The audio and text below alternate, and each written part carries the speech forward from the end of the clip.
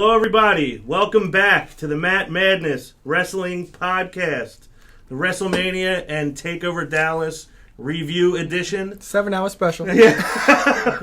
Here with Alo, Aaron Lloyd. Here with Ek2 Fly, Eric Trembicki. What's going on? What's going on? In the time we've been doing this show, this is the first time we've ever actually watched an event together. I had a great time. I don't know about you guys. Oh, yeah. Yeah. I think hanging out with you guys was probably better than WrestleMania itself. It's one of those things. I always say, some shows you appreciate more when, you're with people or if you're at least having a good time. I think I rank Royal Rumble 2015 higher than most people do, but that's because we just had a great time being there. Yeah, it was great party, great pre-party, great event there, and in an insane post-party. You know the best part is being with us? What? You won't lose connection with us. That's true. That's very true. But WrestleMania 32 in Dallas, largest indoor crowd in the history of at least WrestleMania. I don't know if that's all of sports. I believe it is. They say it's closer to 94,000 than the 101,000 they announced, but that's kind of besides the point. I'm going to do this a little different. I'm not going to talk about the first match. I'm not going to talk about the main event. For me, the biggest deal was the Divas Championship being renamed to the Women's Championship. That was one of my predictions in the TJR Wrestling prediction column. So they finally did it. We thought it was going to happen on Raw. It happened at WrestleMania. I thought Sasha Banks was going to be the first ever women's champion. That was not to be. We all thought that. It was Charlotte. We all hoped it. Yeah, I had no doubt. And then the closer we got, I was like, I don't know. I will say, though, Sasha Banks, watching her now has me back to being like a fan as a kid, where I actually do get upset when she doesn't win. I usually don't. Like, I might get annoyed, like, yeah, give it to my guy. Yeah, but I was. It took me halfway through the Hell in a Cell match to get over it. I mean, I was like really dejected for at least 10 or 15 minutes. But they gave them 16 minutes to put on a match. First women's match ever to go over 10 minutes at WrestleMania. The three best women on the main roster right now, fighting for the championship. They got the same celebration after she won as the men's world heavyweight champion did at the end of the night. What did you think? Were you pleased? I know you had very high hopes for this match. Were you pleased? Oh yeah, this is the match of the night, no doubt. I just love how they're putting the women to the level of the men. The women are they're not divas anymore. They're known as superstars now. But this match was the best. Well, my match of the night. I don't know about you guys, how you guys feel about the night, but that was my match of the night personally. They gave him 16 minutes. I think Charlotte shined the most out of all of them because she was amazing in this match. It wasn't a perfect match. It was a few botches here and there, but Charlotte, that moonsault she did. The moonsault was crazy. It was excellent. I think that probably stole the show as long as one significant move. That was crazy. Yeah, she saved Sasha from killing herself because Sasha almost botched. Yeah. It was a great match, and I always love the spot of having somebody when you're trying to break something up, and somebody on the side they just drag you and hold you back from home. I always love that spot. It's always so effectively, especially with Sasha's case, because she basically saw her dream be taken away from her right in front of her eyes, and she couldn't do anything about it. Right. So to your point, this is one of the small issues I had with this match. There were a couple botches, which you're going to get that from time to time, especially in front of that many people. And more in a triple threat match than in a one-on-one. Yeah, and all three of them, it was their first WrestleMania. So you know that they were all amped up, probably more than they ever have been. How do you miss the frog splash with your camera? How do you miss it? We saw her land, but we didn't know. You can't blame the competitors for that. No, I'm blaming production for that. You should know that that's a spot that's going to happen. Or you should at least see somebody's climbing up the top rope, and we just see her land on Charlotte. We have no idea what happened, and we have to see a replay. That would have been, to the crowd, I mean, the crowd went nuts when she did that. At home, you didn't see it. You saw it after the fact. So that was one of my big issues. The other one was when she was getting held out of the ring, you couldn't really see it. Mm-hmm. You knew it was happening, but you couldn't see it. So I think some of their camera work in that match was a little bit subpar. But do you feel the same way? I don't know if it was your match of the night. I don't think I've really given a match of the night. The match I thought was great. I'm a fan of Charlotte's in-ring work. I mean, she's crazy athletic. The work she put on in there was good. For a lot of reasons, I saw them keeping the title on her, especially with them changing it. Obviously, being who her dad is, it made sense. It was a great match. I was bummed out that, at least with that frog splash, the way it happened, I almost just wanted to see it again. Like, I didn't want to replay. I wanted Sasha to go try it again. I thought it would have been a great way for her to win. Something that let me down as a fan is just, she wore Eddie Guerrero's, a similar ring attire to what he wore when he first won the WWE title. So I'm thinking, when that's what he wore when he first won it, she's going to win it wearing something similar, and she didn't win. So that kind of, I think, was the biggest jab part of the match to me. But, the match was stellar. I thought so, too. I'm still a little disappointed, but... No lowrider, though. I mean, my biggest overall... You were calling for the lowrider, I forgot. And Brooke, when she comes down in the Escalade, why can't you get a lowrider? And the lowrider would have worked with Snoop, too. Exactly. Exactly. Sasha come out, Eddie Guerrero, okay? I guess he didn't want to perform from inside of a lowrider. She's doing her Viva La Raza dance. Come on. Perfect setup. I was just waiting for the last one from El Paso, but I didn't get that. I mean, all three of them did. I mean, they were all three of them were great. We're going to get a lot more WrestleMania moments. I hate that phrase. It's one of those things. It's like just a generic phrase that they say, but we're going to get a lot from all three of them. Great match. Lived up to my expectations. They got a little more time than I thought. I thought they were going to get more like 12. So 16 minutes was good. And I mean, it's another testament to show you how good it was. I mean, 16 minutes was a fair chunk of time, but I know watching that match, there was, like I said, I wanted to see the frog splash again. There was more moves I wanted to see take place during that match that we didn't get to see again. But, yeah, to your point, though, the moonsault, or maybe it was you, the moonsault was great. Perfect.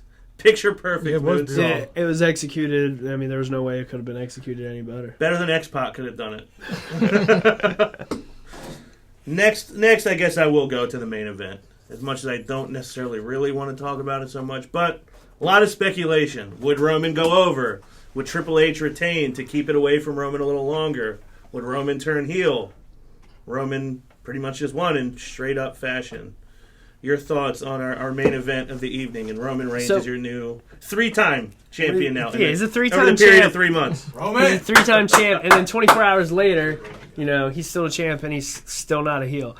I think, not to go to the other direction or not to backtrack, I think when you just talk about those two matches, I think Triple H and Roman Reigns, they put on a hell of a match. I just think the only complaint most people are going to have, maybe I enjoyed the match and no one else did, I just think it was one of those things, no one wanted to see it. No one was looking forward to it, so no one could really be a fan of the match. It was one of those things, you didn't want to see Roman win, and a lot of people didn't want to see Charlotte win. They wanted to see, Sasha or Becky win. So my issue with WrestleMania was, this is the one WrestleMania where I feel like, as a whole, I've never been wrong about so many matches. Oh, it was awful. We were all wrong. Yeah. I won the pool with, I believe I only picked 2 matches right out of the whole thing. Yeah, I mean, it was crazy. The show, the performance, everything was good. I think my biggest complaint was there was just so many results. Kind of like what you said earlier, like you were bummed out. You're such a fan of Sasha, and she didn't win. And it puts you at that, your feeling of a youth, and you're just like, oh man, that sucks. My person didn't win. And it's like being an Eagles I felt like fan, for 3 hours for 3 hours That's straight, like I didn't get the high of my person winning. Yeah. How about you? I know you were not. Well, I know you love Triple H. Yeah. I thought the work was good. Mm-hmm. The match itself was good. But it's again a result that I'm just like, it doesn't move the needle for me. How do you feel? Well, first I gotta shout out the real MVP, Okay. Stephanie McMahon, in the situation. She was. She stole the show when she first came out. Yeah. I was liking her. Yeah, there was. Well, the speech on his entrance. She is amazing. She can get. She's a crowd. her father's daughter. Yes. The way she goes in and out of Vince's voice, and it's so good. She was looking good, and some people affiliated with the show were more happy than others. Yeah. But I don't understand why people hate this match. I don't hate the match, and I don't know if people. I think there's a section of fans, the loudest section of WWE fans, that hate the match just because they don't like those. They don't like the one guy who won. Yeah, but see, that's the thing with the show. Like, we said a lot. This show was an okay show, but the thing is, I think if the outcomes of the matches went our way, we would feel way better about it. If Sasha won, you would have a whole different feeling about WrestleMania. If Kevin Owens won, we'll get to that. Yeah. If Kevin Owens, Sami Zayn won, we have a different outlook on WrestleMania. If Roman, we all know Roman Reigns is probably going to win, but I don't know. Would you have felt better if Ryback was the new U.S. champ? That was the pre-show. We don't care about that. We don't care about Ryberg. He wasn't even on Raw. It's not even a thing. So, but I love this match. I don't see the point. And they booked this match perfectly for Roman Reigns' perspective. Like I said, Stephanie McMahon was the MVP. She took a spear bump better than anybody would. Yeah. And on top of that, this match wasn't overbooked. They didn't do the things that they would usually do to Roman Reigns. They will usually overbook his matches. Mm-hmm. There was no Rock involved in this match. It was strictly Triple H and Roman Reigns in this match. So they did everything they did to protect him, to avoid that stuff. Even Roman Reigns was seen as the babyface. I said this to you guys. The way he inhaled all the boos, it was real heelish. His facial expressions, his demeanor, it was very heelish. So he was accepting it. And we'll go to when we get to Raw, I'll talk about that more. But this match was pretty good. I enjoyed myself. We have a new world champion. And Roman Reigns, I think this is turning into more of a heel thing for him. He can be in that tweener role, more like CM Punk was when he started turning heel, and people still cheered for him and still booed him, but he's not beloved like CM Punk. Right. But it could be a tweener role, but I think he'll be turned to a heel because he's keeping it short and sweet. So for the last month, they booked him correctly. Just people are so mad that they're not willing to accept it yet. Yeah, but the thing is, Roman Reigns, they're finally accepting that the reaction Roman's getting. He's over, but he's not over as a babyface. Creative is accepting. Yeah, creative is accepting it. He's over, but he's not over as a babyface. Now, see, if you put him as a heel, most people excel as a heel because when you're a babyface, you have to do everything perfectly. But when you're a heel, if you're good, people will cheer you no matter what. You get more freedom to do things as a heel than you do as a babyface. Yeah, and when you turn to a heel, people will want to cheer him. Right. If he's good. Because no matter, I don't have any doubt that he'll be good. I know he'll be great as a heel. Well, you led me to our first listener question of the evening. This comes from Ronald the Dumpster Lloyd. He says, "We all know my brother loves Hunter. I believe Hunter thought he could put Reigns over and help the cause. Do you believe the match tarnished some of Hunter's legacy by being involved in one of the most hated matches in a while?" I'm going to answer first in that I don't necessarily think this match was hated by most people. I think the smallest section of the fan base that is also the loudest hated this match because they just don't want to accept Roman Reigns. I don't love the guy. And I think for a lot of times he's been used in a boring way. But the last month, I feel like he's been getting on a good track. And I thought this was a great match. It's one of his best performances outside of a... Most of his best performances have come in either a stipulation match or a match with multiple people. This was just him and Hunter having a great match. I mean, you liked this match, right? Yeah, I mean, I enjoyed the match. I thought overall, I mean, to answer the question, I don't think it tarnishes Triple H at all. I really don't think there's anything that can happen to him that's going to tarnish, his legacy. Roman, I think in an ideal world, going to the go-home show to Mania when he had that brawl with Triple H, I was thinking the only thing that could save him is if he's nonstop with that just brawling attitude. Kind of like a year ago when you had, Undertaker and Brock Lesnar had that brawl where you had the whole roster come out and it took the whole roster to split them up and they go backstage and they kept going. Like, Roman needs to be like that. If not, he needs to, go into like a suit and be like a corporate sellout, somehow join Triple H. He needs to do something good to be a heel. I mean, just what he's doing with his character is not working. I mean, 24 hours later, I thought, okay, cool, maybe he'll take that step in the right direction. And you got to tease him for 10 seconds, and then it's just nothing. You have anything to say to Ronald the Dumpster Lloyd? Well, my brother. I don't think nothing can really tarnish Triple H's career because his career speaks for himself. 14-time world champion. He's been in he's main evented a bunch of WrestleManias. He's put over. Listen to this, brother. He's put over people. Do you want to list the people he's put over? He's put over Jeff Hardy. He's put over The Shield. Who else he put over? We had a whole argument about this. I thought you were gonna have that I thought you were gonna have that loaded and ready to go. We had a whole argument about this. It was But let's say Triple H, his legacy cannot be tarnished at this point in his career because he's an older guy, so the older guys got to put over the younger guys. And the only reason I think he's saying this is because nobody wanted to be for the title. If this wasn't for the title, people would probably be all about it, but they just don't want to see Roman as the world champion. Right, I agree with that. I think that plays a big part. That it was a good match. That in the end, the guy they least want to have the title has the title. Yeah, if this was Brock Lesnar and Dean Ambrose for the world title, people would eat it up. But they would. If this wasn't for the world title, they'll care for Triple H Roman Reigns more. One thing I'll say about this match, and you guys may agree, the power went out during the match. And this match was good enough. Went out for us, not everyone. Yeah, not everyone. For the three of us. Not everyone. And me being so slow, I'm like, oh, look, fireworks, guys. Is that what you thought? I did say that. I said, look, fireworks, guys. I wish I would have heard that. But it was good enough that we were all watching it. Well, not all of us. We had 3 phones out. Like Mark's. Yeah, I know. I was holding my phone, and I had my phone. I had 2 or 3 other people over my shoulder watching it, and nobody was losing interest. Nobody was drifting off in conversation. Yeah. Everybody was fixated on the match that was happening. 100%. I believe when I got it on my phone, maybe within a minute, the spear through the barricade happened. Triple H hit the flying knee, midway across the ring from the top rope. I'd never seen him do that before. I thought this was a great performance from both guys. And I kind of go I'll go 2 steps forward with Roman, and then 2 steps back, and it's like I never get there. That's creative. And this, right? And I like him as he seems like a good person. He's a good athlete.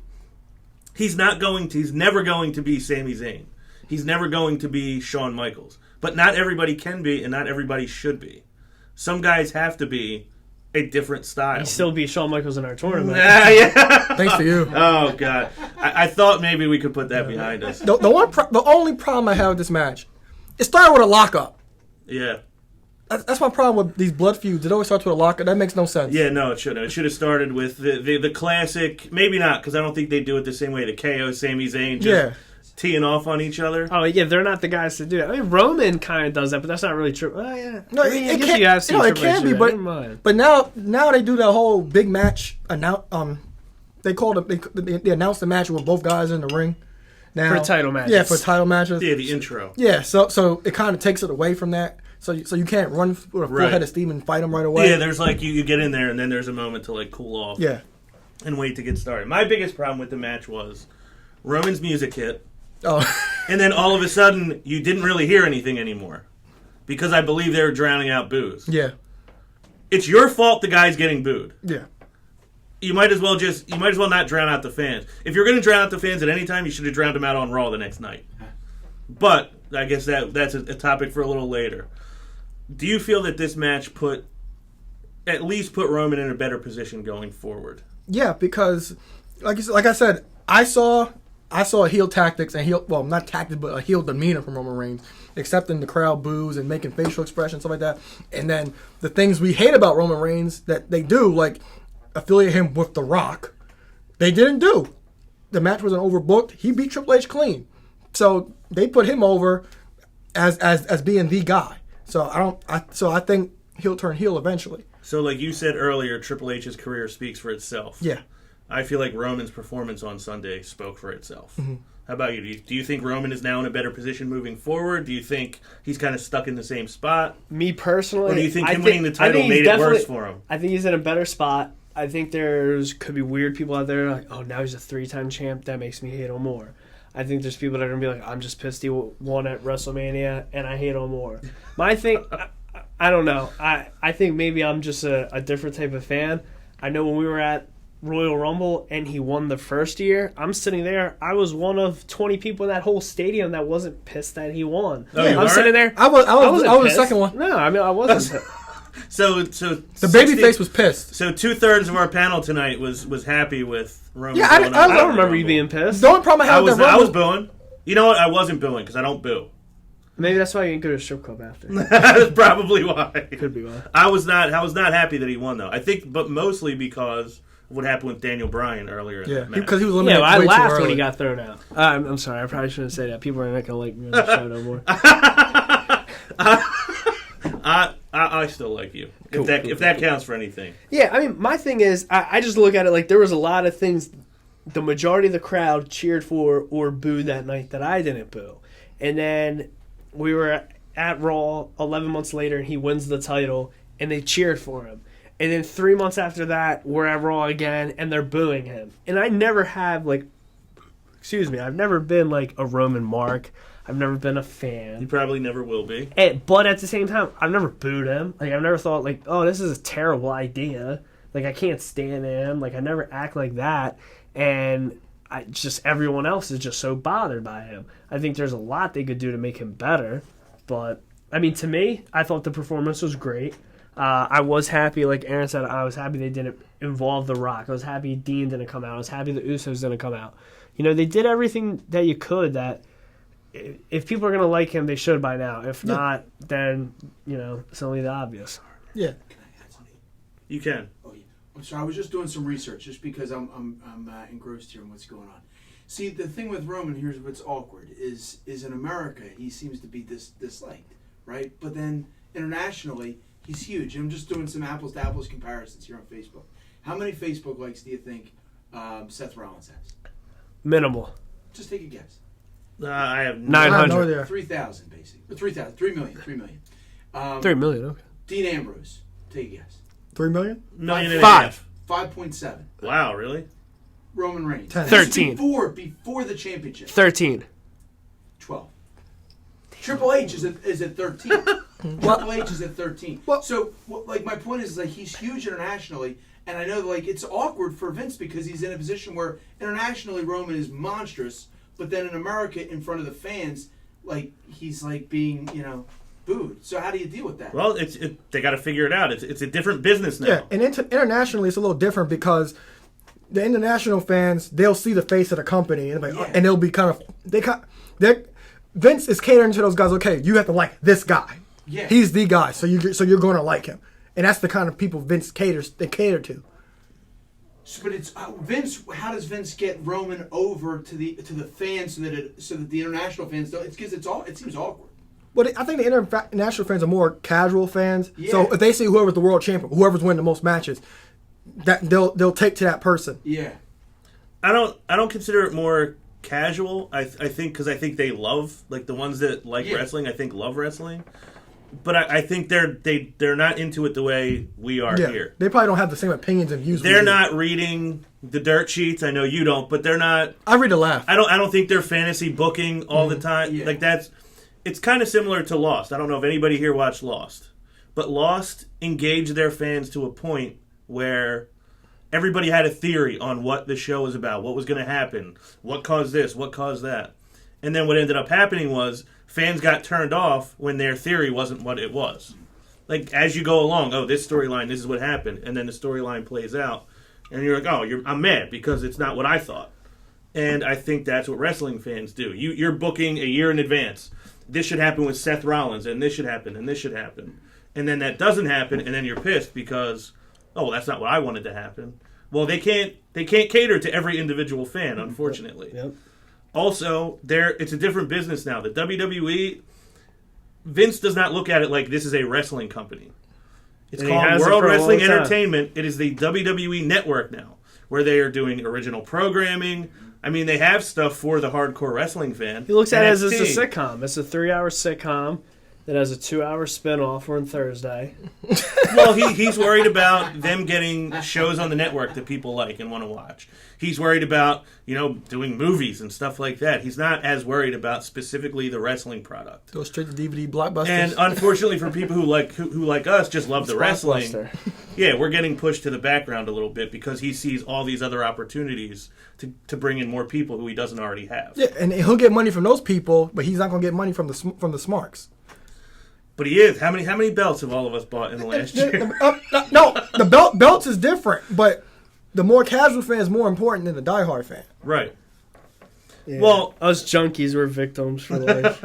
Yeah, there's no way really to get around it. I think ultimately what they'll try to do is they will try to build up NXT to where the people who are like, I don't like Raw, I don't like SmackDown. Well, you got NXT. Yeah. So accept that. Like the lightweight tournament or light heavyweight tournament they're doing.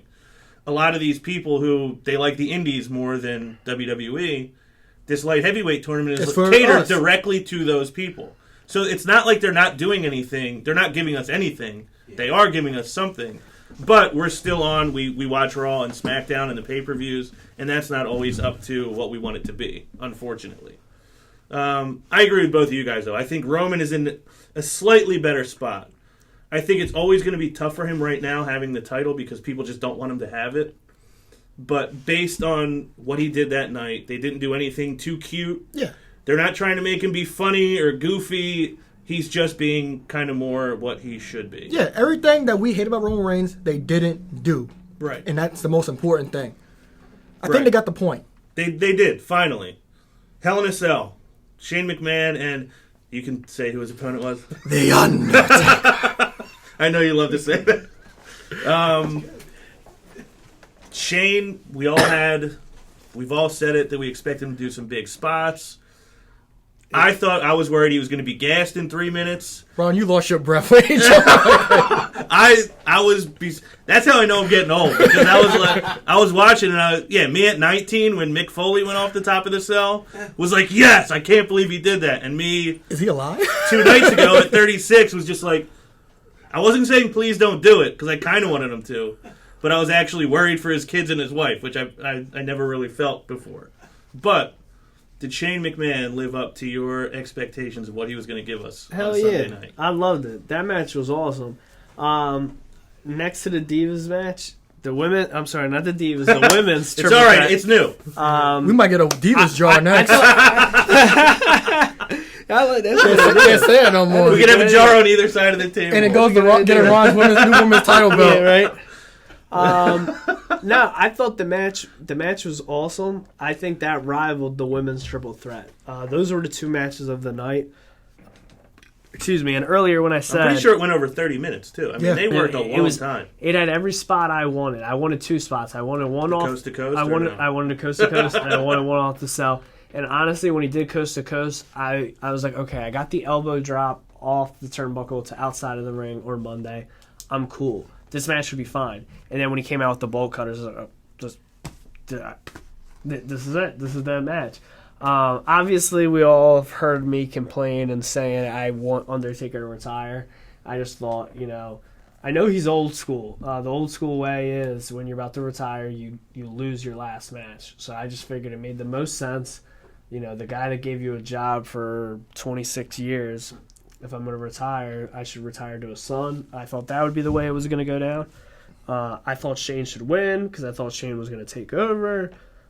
Shane lost. Sasha lost. So I was like, the 2 best matches, they still stole the show, but they didn't have the result I not only expected, but the result I wanted. Right. I felt the same way. How about you on the Hell in a Cell? Did Shane give you what you expected? Did he give you your money's worth? He gave me more than I expected. Oh, yeah, you didn't think he was going to go off the top. Because I kept telling you guys, they had the leap of faith on Raw, but they made that cell bigger so people wouldn't jump off of it.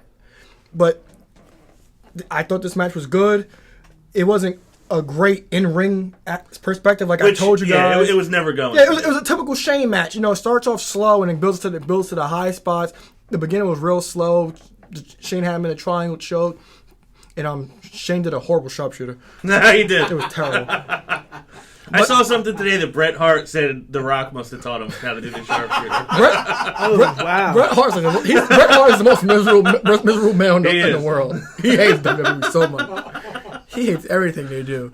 But yeah, it started off slow, just like any typical Shane McMahon match, and it built to the spots. So when Shane got the bolt, after he did the coast to coast, he got the bolt cutters. We was like, okay, the match is about to start, because we weren't really into the match until that point. And then when he jumped on top of the cage, I was like, wow, I didn't think that he was gonna jump on top of the cage. But but that made the match what it was. So people saying it's an amazing match and stuff like that. I think it was a good match. I think that spot made the match. Yeah, it wasn't a great wrestling match. Yeah, it was an entertaining.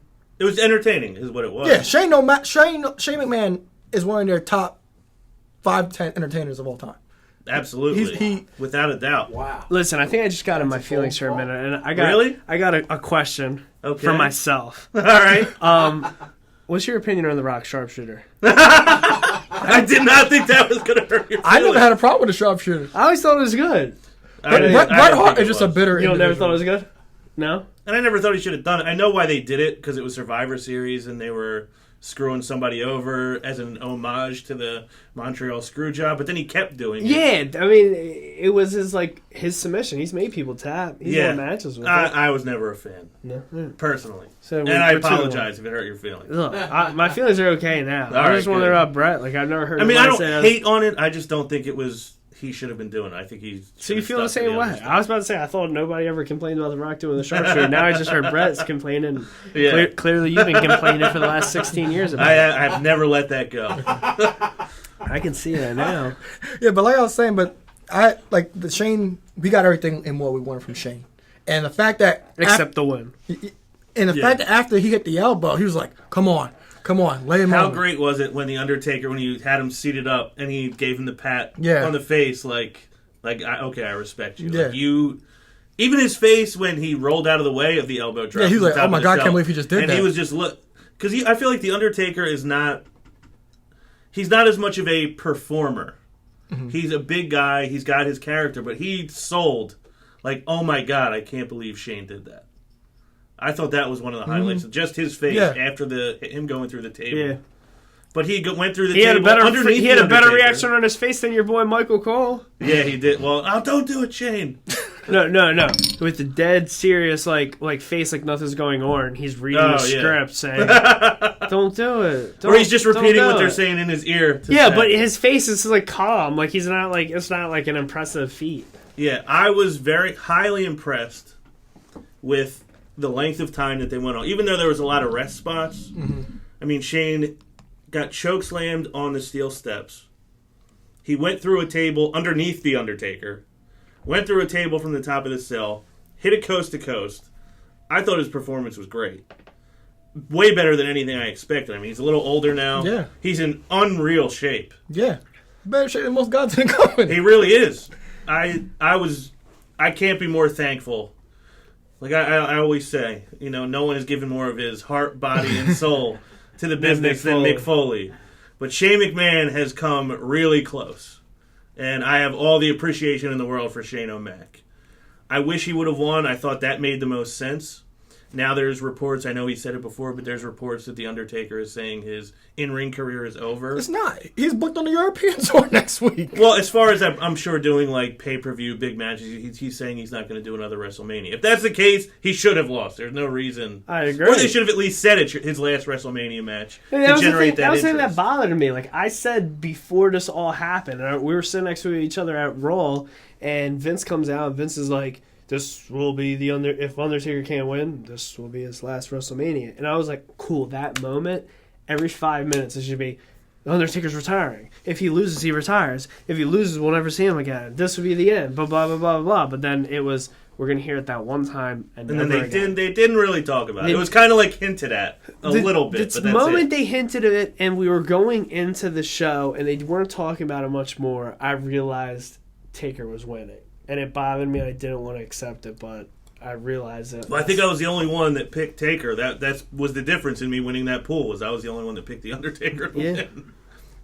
But Shane... I would have probably won the poll if I didn't make that mistake. Oh, you were charging at the end. You made a late charge at the win, but you came up just short. Yeah, my points were rough for a while. If I had a hat on, I would take it off to Shane O'Mac right now. Yeah, no doubt. Next match, this was the match, other than the women's match, that I was looking forward to most. And to me, it was the biggest disappointment of the whole weekend, was the street fight between Ambrose and Brock Lesnar. Yeah, to me, it was just like, let's just go do a match. There was nothing special to it. There was nothing more to it. I thought even if Ambrose lost, which I was convinced he was going to win, I wrote a column about it, I thought even if he loses, he's going to look 10 times better after this match than when it started. And it was just, he just went in and lost, and that was it. Yeah. That's all I have to say about that match. If you guys have anything you want to say about it, go ahead. I'm going to give 3 complaints. I'm going to start with number 1, the wheelbarrow. I think we were all making the comment, we thought he was going to at least bring it out. And then he went under the ring and got a couple things, and I was like, okay, all right, if the match is going to end soon, I hope he at least goes under the ring and gets a wheelbarrow. But at that point, it was too much. We weren't going to see it. That bothered me. I know one joint complaint that I think you would at least mention, or some of the other people that were there watching with us. It stayed, it was either in the ring or outside. Yeah, right on the mat. Ring. Outside the ring. My whole thing, and you think if you go back to like the late 90s, when they started going, if it wasn't a hardcore match, it was a straight fight. But then it was like, okay, well, let's do a pinfalls anywhere match, or then but it's the same rules. No pinfalls anywhere, a hardcore match, a street fight, a no holds bar match, a no disqualification match. Well, all the matches before it have no disqualification. A hardcore match typically is pinfalls anywhere. So they said, Dean, when he was doing the promo, a no holds bar street fight. So I'm like, oh, cool, no holds bar. So they're at least going to get outside of the barred area. But no, they didn't. They stayed right there. I mean, it was kind of a letdown. We were expecting for more. I mean, you saw the internet buzz everything about, well, a street fight. This is right up Dean's alley. It's the one type of match where Lesnar could lose it and not look bad in losing. Exactly. So, I mean, I was let down. I'm a fan of Dean. I really wanted him to win. It was another one of those situations where it was like he lost, and my guy who I was rooting for, lost. We had a rough day. We had a real bad day. I almost wore a Suplex City shirt that day, and I'm sitting there, I'm like, nah, you know what? One of the matches I'm looking the most forward to is Dean Ambrose beating Brock Lesnar. I can't wear a Suplex City shirt. And then he loses, and I'm just sitting there sipping a beer like... You think Troy was happy? He got to rewatch it the next day. He had mixed feelings. Okay. Because he likes Dean like me, but at the same time, Brock's one of his favorite guys. I thought Brock was his favorite. Yeah, he enjoyed it.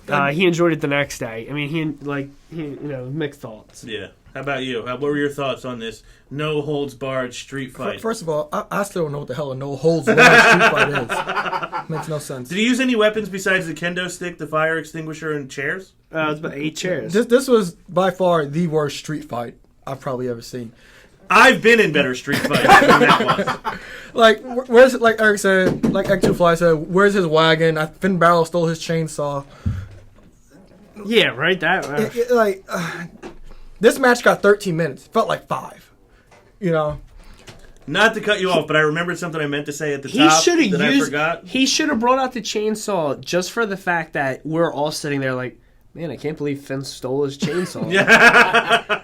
My favorite point of the match was when he did pull out the chainsaw and Heyman, you saw him in the back. He did bring it out. That was the highlight of the match for me. There was nothing else I liked about it. Well, Finn didn't put it back in the... I think Finn stole the whole wagon and then just put it back. And he decided I just want the chainsaw because I'm in Texas. Yeah, but this, they didn't go to the outside. They got this 3-mile ramp. They don't go anywhere near it. They don't use any of the outside... Any of the outside stuff, and then they make Dean not look like Dean, because the thing with Dean Ambrose is I'm indestructible. He's indestructible. He's like this cockroach. He does not die. Didn't he once say, "What was that you did to me earlier? It couldn't have been the F5 because isn't that supposed to hurt?" And then he gets pinned on an F5 just because he's on top of some chairs. After one F5. And not just that. I mean, I was, again, being a fan of Dean. I was a fan. He comes out. He's got a Suplex City shirt with his logo sprayed on top of it. And I'm just sitting there. I'm like, wait a minute. This is great. All right, that was the second best part of the match. Yeah. He's like, you're not going to take me to Suplex City because I'm taking over the city. My logo spray painted on your exit sign. Yeah, and then another point I have is, man, at no point did Dean have Brock on the ropes. At least hit him with dirty deeds on chairs. Right. Get some near falls on Brock. Get Heyman involved. Like the street fight he had with Punk. That was amazing. You thought Punk was actually going to win. Yeah. Have situations like that. I'm not sure if they told him to go home early or what, but they didn't make Dean Ambrose look like a legitimate threat to Brock Lesnar. No near pinfalls, no dirty. I don't recall him hitting dirty deeds. I don't think he did. The fact that show went 51 minutes over, they should not have been telling anybody to go home early. Yeah, yeah, and like I said, Dean Ambrose did not look like Dean Ambrose at all. Even if he lost, like we said last week, he would have got a standing ovation because he left his heart and soul out there. No color. Yeah, in the match. So here's a question. The next day they sent Brock Lesnar home because they had nothing for him, and we didn't see Dean Ambrose. Do we see a rematch? I don't know. I don't think so. I don't even see a reason for one. There's no reason for a rematch. I'm also feeling a little bit like Brock Lesnar is becoming just like shtick. It's just like, oh, this is what Brock Lesnar does, so just go out there and do that. After a while, it's not interesting anymore. Suplex City is cool, it's fun. It was fun the first time he said it to Roman at WrestleMania last year. But if all he's going to do is go out and just hit a bunch of Germans and hit an F5, and he's never in danger, he's never in trouble, nobody ever looks like they can beat him, it's just kind of boring. Yeah. Yeah, point. And this is, and like you said, this is a hardcore stipulation. Especially when you want the other guy to win. Yeah. I mean, if he was going out there doing it to Cena every week, I wouldn't be bothered. I want to address an issue because we sat here a week ago, and yours truly, I asked a question to the panel. I said, is it possible with all the build-up leading up to Ambrose, if he doesn't walk away bloodied and beaten, old school Mick Foley, is it possible it's going to be the most disappointing match? He's going to be. Did we all say no? I got mocked and ridiculed. I sat here and I got mocked and ridiculed by everyone. Now, you get an excuse because he wasn't here. But Joey Rod, I would have been worse than all three of them. I would have been worse. As we sit here, is getting married, and this should be on his mind. He's getting married on a Wednesday. All he's thinking about. He's getting married tomorrow. But listen, I wasn't happy because I walked out of here that night and it was tough. But he was humiliated. My point is this: is that Dean didn't walk away bloodied and beaten, and the build-up was all about Dean Ambrose, hottest name in the company leading in for the last month. Yeah. And now this happens. Now I don't blame Dean. Well, obviously it's not his fault. It's not his fault. But nobody gets. What's the point of going through? Why give him the bat if it's not going to get used? Why give him these endorsements by Funk and by Foley if nothing's going to happen? Well, see, this is why it's disappointing. Because jobbers gave him in, and he was going to job just like them. I took it on the chin from this panel. Somebody get this man a microphone. Well, here's my defense for us with you. When you said that, if he walks out not bloodied and beaten, I don't think any of us thought that. I think we all thought, even if he's not bloodied and beaten, it will still be a great match where a lot happens, and just nothing happened. That's why it's disappointing. I'm not disappointed that he didn't bleed. I'm not even disappointed that he didn't win. I'm disappointed that that match could have been on Raw any week, or even on SmackDown. That match could have been on main event. It could have been on main event or Superstars. It was just, there was nothing to it. It reminded me of a street fight from SmackDown. When do I get my apology? I guess is where I'm at. I'm sorry. No, but my whole thing was I felt like it was leading up so much it was going to be potentially disappointing. Yeah, and they did nothing. So they did absolutely nothing. So Joey Rods, who's down in Mexico, he's not there yet. Well, he's on his way. He's leaving tomorrow. He's prepping. He is prepping. He's practicing. He's probably drinking it old-fashioned and packing his luggage. Go for I'll old-fashioned. leave it alone. I just wanted to get that off my chest. Y2J and AJ. I know watching it live, you felt like it dragged a little bit. I'm not sure how you felt about it because I don't remember you saying anything about it. I thought it was good. I said that it wasn't as good as some of the other ones. I think I don't know. I didn't think it was a bad match. I actually rewatched it. It's the only match from the show I rewatched, and I liked it more the second time. I mean, when you put on 3 5-star matches, and there's nothing you can say about any of their first 3 matches besides them being a 5-star match. Right. It gives you a lot of room, a lot of, like, what are you trying to do? I'm saying a lot of room. It doesn't make any sense. You don't have a lot of room to compete with it. Right. And it was in with such a short amount of time recently. It's not like they had 3 5-star classics 3 years ago, and one of them was like a year and a half ago. They're trying to do it several weeks later, and on a bigger stage and in front of more people. I was surprised by the result, and I wasn't mad, obviously, because I'm a fan of Jericho. And then obviously AJ got the pin 24 hours later. He got the pin back on him. So I wasn't complaining against the match. I think there were people sitting next to us that weren't enjoying it, but I thought the match was good.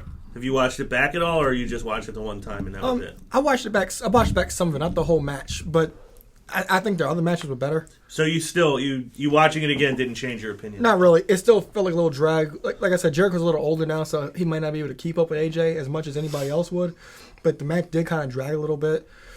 And I told you I wouldn't be shocked if Jericho did win. You did. I got to take my hat off to you. Because he's I took it off to Shane earlier. I'm going to take it off to you now. You did say that. Yeah, because he's booked past Extreme Rules, but I don't think that's the booked past Mania. But I don't think that's a thing anymore because AJ pinned him last night in the what I call the IWC 4-way. That's what I called it. So I don't have much to say about that match. It was a good match, but I think the other matches were better. I feel the same way as you. I thought it was good, but this was another match where it ended, and I was just like, why did Jericho win? You go through all this trouble to sign AJ Styles. You bring him to the Royal Rumble, and you do everything you can to make this guy look like a star. He beats Jericho 2 out of 3 times. And then on the biggest stage, his first WrestleMania, you have him lose. And it wasn't even... But here's my explanation of that. Mm-hmm. He didn't lose to someone fresh off NXT. He didn't lose to someone that's never been on WrestleMania. He lost to someone that's lost... he's lost to somebody that's been at WrestleMania a lot of times. He said it was his 12th one. Yeah, but here's the thing. This is why I can appreciate Jericho winning, in my opinion, and I don't know the stats. However, I think Jericho has one of the worst WrestleMania records out there. I think WrestleMania 2019 are the only ones he won. I could be wrong. He didn't win 19. He didn't beat Shawn Michaels? No. Shawn won it. I don't really know WrestleManias that he's won. And I just think back at WrestleManias. He lost to Fandango, and I think that was, the worst, like, Vince, I'll do this job. I think that was, like, got to be one of his biggest regrets. He shouldn't have lost to Fandango. He lost to CM Punk. That one made sense. But Jericho has a bad win-loss record. So I wasn't mad about that. Not only that, AJ Styles lost to a six-time world champion, to a former 9-time Intercontinental champion. It was somebody that makes sense to lose to. He didn't lose to Ryberg. He didn't lose to someone from the New Day. We're all fans of the New Day, but it's not like he didn't lose to somebody with no credibility. So I wasn't mad about the result at all. Nobody should be. Well, nobody. I know why. I understand why he won, because there's no, like I said, there was no point for having the fifth match? Yeah. The fourth match. Yeah. If AJ already won twice, Jericho won once. So I was like, okay, so mathematically speaking, they have another match, Jericho's going to win. But my problem with this is, you spend all this money for the AJ Styles, you have him bypass NXT to come to WWE. And try to make a star out of this guy, and you have him on his first Mania. But they made up for it less than 24 hours later. That's my another thing. But the thing was, the problem I had with 24 hours later was, I understand, like, I can understand. You don't have the same audience. It's the same. It's kind of the same audience. What do you mean? You don't Everybody is in the same city. Audience. It's the night after WrestleMania audience, but the thing is, I understand what it's the biggest Raw of the year. Like Sami Zayn and KO. You guys gotta add that up. Sami Zayn and KO, I can understand, because they weren't pinned. Jericho won, but AJ Styles just lost. So it's like, why would he be involved in a more contender match? Because the guy that pinned him the night before, he's pinning him 24 hours later. I know, but Jericho's doing him a favor the next night, and now he's a number 1 contender. So what did he get if he won that match? Oh, it's cool. Now he beats Jericho again, and he wins his first WrestleMania. But okay, do this favor to Jericho, and the next night you're going to become the number 1 contender for the world champion, and you pinned them. Okay, he's the number 1 contender, but then he's going to lose he's just going to put Roman Reigns over. No, he's not. It's solidified Roman. He's a solidified Roman Reigns as a top heel. Not if he's phenomenal. The biggest spectacle would be winning WrestleMania, your first WrestleMania. Well, my point about it not being the same audience is, I know there's a ton of casual fans who have not seen AJ Styles yet, who just watched WrestleMania. Maybe their friend is a wrestling fan. Oh, I'll go watch WrestleMania with you, and they're not watching Raw next night. They only watch. They just saw AJ Styles lose to Jericho, who's old. They call one of the catchphrases for WrestleMania is the showcase of the Immortals, and it's kind of becoming like the playground for like the old guys. Yeah. Now, as much as we love HBK and Stone Cold and Mick Foley, they came out and just made an embarrassment of the League of Nations and Xavier. Well, Xavier's always up to make a fool out of himself. That. And probably his whole life he was dying to take a stunner. I was waiting for him the next night. I was waiting for him to say, I took a stunner, and that was the highlight of my life. Well, the best part was he's like, I deserve that. Yeah. The IC 7-man ladder match. Joe actually predicted Zack Ryder. I know he wasn't serious, but he predicted Zack Ryder to win. Did either of you see that coming? No. I never seen Eric drop a belt so fast. Did you enjoy the match? Oh yeah, this was great. This was one of my favorite matches of the card. It was great. I love how Kevin Owens sold. Like, he got folded up on the ladder. Yeah. Thought he died. Yeah, I was like, I thought he was really everybody hurt. thought he was really hurt. Yeah, because nobody expected Zack Ryder. Because what I said was like maybe that title time. You said that they call that on the fly. Yeah, I thought they called it on the fly. Yeah. Like, let's have Zack Ryder go get the damn title. But I was really enjoyed by this match. Miz actually caught somebody. If that was on the fly, Owen should have been the one to he should have retained it the next night. Yeah, that's what I thought. But yeah, the reason why I think that was their plan all along was because they specifically went out of their way to have Miz get cocky at the top of the ladder, and then Ryder got the better of him. The guy I can't stand the most in the match. You know what the favorite part about it for me with Zack winning?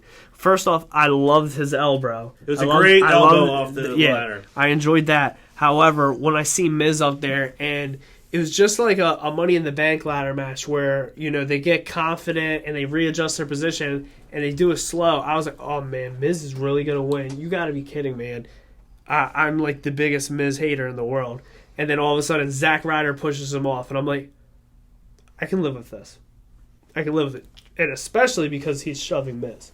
Yeah, I thought it was a good match. This is one of the ones I had a problem with only because you have a guy like Kevin Owens and a guy like Sami Zayn who can put on a legitimate classic match, and you just throw them in there with all these guys just to do a bunch of jumping around. But it was a fun match. It was a great kickoff to the actual show. Yeah, Sami Zayn's suicide dive through the ladder was amazing. That boy, man, I don't know how he times his jumps. Like, his DDT, I don't know how he times that stuff. It's great. Oh, he's awesome. The spot with Sin Cara going off the ladder onto Stardust on the ladder on the side wasn't quite as brutal as the one Ambrose took last year, but it was still pretty bad. But we got a surprise champion, and we got a lot of good spots to start the match. Mm-hmm. So I think it was a good kickoff. Again, I don't like these just cramming a bunch of guys into a match, but I thought every guy that was in there did a good job with the time they were given and with the spot they were put in. I thought that could have been Tyler Breeze getting that title instead of Zack Ryder. It could have. I mean, it could have been. Mm-hmm. There's not any reason why it shouldn't or couldn't have been him. My complaints about this match all come 24 hours later. So when we get to Raw, I'll complain. Well, we have the Andre the Giant Battle Royal. Eric's favorite heel from NXT, Baron Corbin, makes his debut. I should have changed my. When I saw him, he's winning. You cannot. You have to give me that. Well, I didn't even know he was there until a couple minutes into it. I didn't notice him come out. When I saw him, I was like, Baron Corbin's winning. Because it made sense, because he's the only one portrayed as in NXT, he's portrayed as a dominant force. Right. And he's like, as an NXT guy, he's one of the guys that I could see them calling up. So you didn't think Shaq was going to win? Oh, no. Did you at least enjoy Shaq being in there? Yeah. I thought you were pulling for Darren Young. Who, Darren Young? Darren Young. You were pulling for him? Yeah, he was in the Final Four. He was. What did you think about the Andre Battle Royal? I mean, I don't hate Baron Corbin like the rest of love my. him. That match was horrible. Love him. I think he's good. I think he's good. I think he's decent. Big guys aren't supposed to put on 15-minute matches every week, guys. Sorry. I don't hate him like both of you do. So I'm fine with him winning. All right? I'm fine that he beat your boy Darren Young, and I'm fine he beat your boy Shaquille O'Neal. So, what's up? I thought it was great that he won. I thought it was the best thing they could have done with that match. Yeah, it was smart. Because if the Wyatts weren't going to be in it, I mean, you don't need Big Show winning again. You don't need Kane doesn't need to win again. They never give him nothing. There really was nobody else in that match that I feel like even should. They had nothing to gain by As much winning. as I hate saying it would be cheesy, I think if an old person would have won it, I think it should have been Mark Henry. Well, that was what I predicted on the show last week because it's in his home state. I thought it might be his last WrestleMania. It would have made some sense. He said multiple times it's going to be his last one. So he said that 10 years ago. Yeah, but I think Baron Corbin winning. One, it was a good way, because I was like, why do you bring this guy up on WrestleMania? You don't even give him an intro. You don't let anybody know he's there, what his name is. There's probably a lot of people, I would guess probably at least a third of the audience watching WrestleMania that had no idea who Baron Corbin was. But they do now. But he wins. He wins, and now everybody knows who he is. So I think that was the best thing they probably could have done with that match. I don't love the whole thing, but I didn't necessarily love it in that spot in the show either. I know they had to break up. Well, I think they did a great job separating the matches. They did. Yeah, I wasn't mad at where it fell on the card. I just felt like and maybe this is just me falling into the pattern of it, opened the show the last 2 years. My complaint with it is because I expected some big returns. Like, I expected some dream returns. Not going to get into that. But I expected that if John Cena was going to come back, he was coming back during that match, and I thought he was going to win. Yeah, like, and I thought that was going to, that was going to supersede the, is Cena going there? Like I think I said his name a couple times. But the more and more I was thinking about it, I thought it made sense him coming out. Like Two Fly said, he's been gone 4 months, 20 guys. Yeah. It was making up for a lot lot of lost time. It was the perfect way for him to catch up. It would have been. Well, 20 guys in one shot. He was probably back there in gorilla position and The Rock holding him back. Where are you going? He's like, there's a guy from NXT. I haven't buried him yet. Let me get him. I've never buried Shaq. Well, can we transition into that 5-star 6-second classic? Yeah. With Cena and Johnson construction. The IC title match and this tie for the third best match of the night, in my opinion. No, this is the match. John Cena didn't bury 20 guys or 19 guys. Whatever it was, there were 30 people in there. I don't even know. He didn't bury 29 guys or however many guys at once, but John Cena did bury the Wyatt family once again. Well, it was more Strowman and Harper than Bray, because Rock put over Bray. That's because Bray's back's all messed up. He can't get buried by anyone. No, there's nothing wrong with Bray Wyatt because he's been working house shows. Don't listen to those. Don't listen to those dirt sheets. I keep telling you. I just listened to an interview with him. Well, real quick, ain't nothing wrong with him. What did you think of the Rock? Yeah, like there's nothing wrong with you. Waste of time because I don't need Rock with a flamethrower like he's China and whatever. What did you think of the Rock? I don't need him with guns. I did not like the flamethrower. Normal Rock promo stuff for Mania. I thought it was all right. As weird as it was, him stripping, I did not like the same stripping going on the next night, but I thought that was cool for a match. And then I popped. I was like, wait a minute, he said a match. He said, oh, we're gonna have a match. Didn't think it was gonna happen. In a dream world, I'm hoping, oh, cool, it's gonna be him against Bray. Well, Dan and Mike did mention that he had wrestling boots on when he came out to the ring. Oh, you're right. They did. That was a good observation. Yeah, I hated that whole segment. I hated it too because the thing with the Rock now is what about it was only 6 seconds you had to deal with. That is 6 seconds. No, but it was like the match. It was like a half-hour segment. It was ridiculous. Like I love how you put Bray Wyatt over. Like I said, people want to cheer for this guy. 100,000 people are cheering for this guy at WrestleMania in an interaction with the Rock. But then here comes dun dun dun dun, and they get the shovels out and they bury the rest of the Wyatt family. Listen, the Wyatt family's been buried. Eric Rowan. Ray, we have the perfect spot for you and the Wyatt family. You're just gonna get crushed by the Rock, bro. Dwayne is going to beat Eric Rowan in 6 seconds. Bro. Do you think that was some Vince Russo booking right there, bro? If the Rock won in 6 seconds, bro, that would be on the USA Today. Did anybody check the USA Today on Monday? I think it was on. I know it was on ESPN. All right, I believe. So ESPN is the USA Today of 2016. I guess that's enough of that. Tag team, the handicap tag team match. Next. You don't want to talk about it at all? No. Well, I guess we already talked about the best part, which was Xavier taking the stunner. Yeah. I mean, going after that match, I love seeing Mick Foley, Shawn Michaels, and Stone Cold come out because they're 3 of my top 4 of all time. My 4th guy being CM Punk. I was just waiting to hear, look in my eyes. What do you say? Have we seen Punk return then? I'd have been done. Shawn can still go. He does. He looked good. Yeah. His biceps were still popping. Yeah, he had better shape than me. He had a better super kick than Dolph Ziggler, which I'm still pissed. I'm still pissed that they called it the Sweet Chin Music. It is not. It is only Sweet Chin Music when Shawn Michaels that's your boy Michael Cole, whatever his name is. Terrible. That was one botch. His other botch was when the crowd was chanting Gable, and he was like, "The crowd wants tables." Yeah. No, that's not what they're saying. So, anything on the kickoff show that you want to talk about? Yeah, we'll miss you, Brie. Well, Brie got to go over in the last thing she'll ever do for match. the company. Well, she's gone now. The Bellas are done. Well, Nikki's not. It's just Brie. I don't know if she'll come back, or she'll be somebody who's there every once in a while. Yeah. The Usos over the Dudleys. I'm tired of. You don't think she's gonna want to come back for the women's title? I don't know. I mean, I'm sure she'll want to. She wants to make a family. she's I don't know. She got a Nikki lot of ain't health had Nikki in a problems. family. I'm talking about Brie. I was talking about Nikki. Oh, Nikki No, that was- will be back. I know she'll be back. Well, scale of 1 to 10, or since a lot of people like to put a star rating on a wrestling match, what star rating 1 to 5 do you put on WrestleMania this year? 1 to WrestleMania 5? 32. So we're not going to talk about Lana. She looked great. It was good to see her in the ring. She's way more athletic than I realized. I think she can be a player in the women's division eventually. I think you want to go into more detail than any of us. Yeah, I'm not going to embarrass myself, so I'll just leave it at that. But I'll give WrestleMania a. Like I said, if the outcome, some of the outcomes were different, I'm sure we would have liked it better. Way different feeling about it. But I'll give it a 3 out of 5. How about you?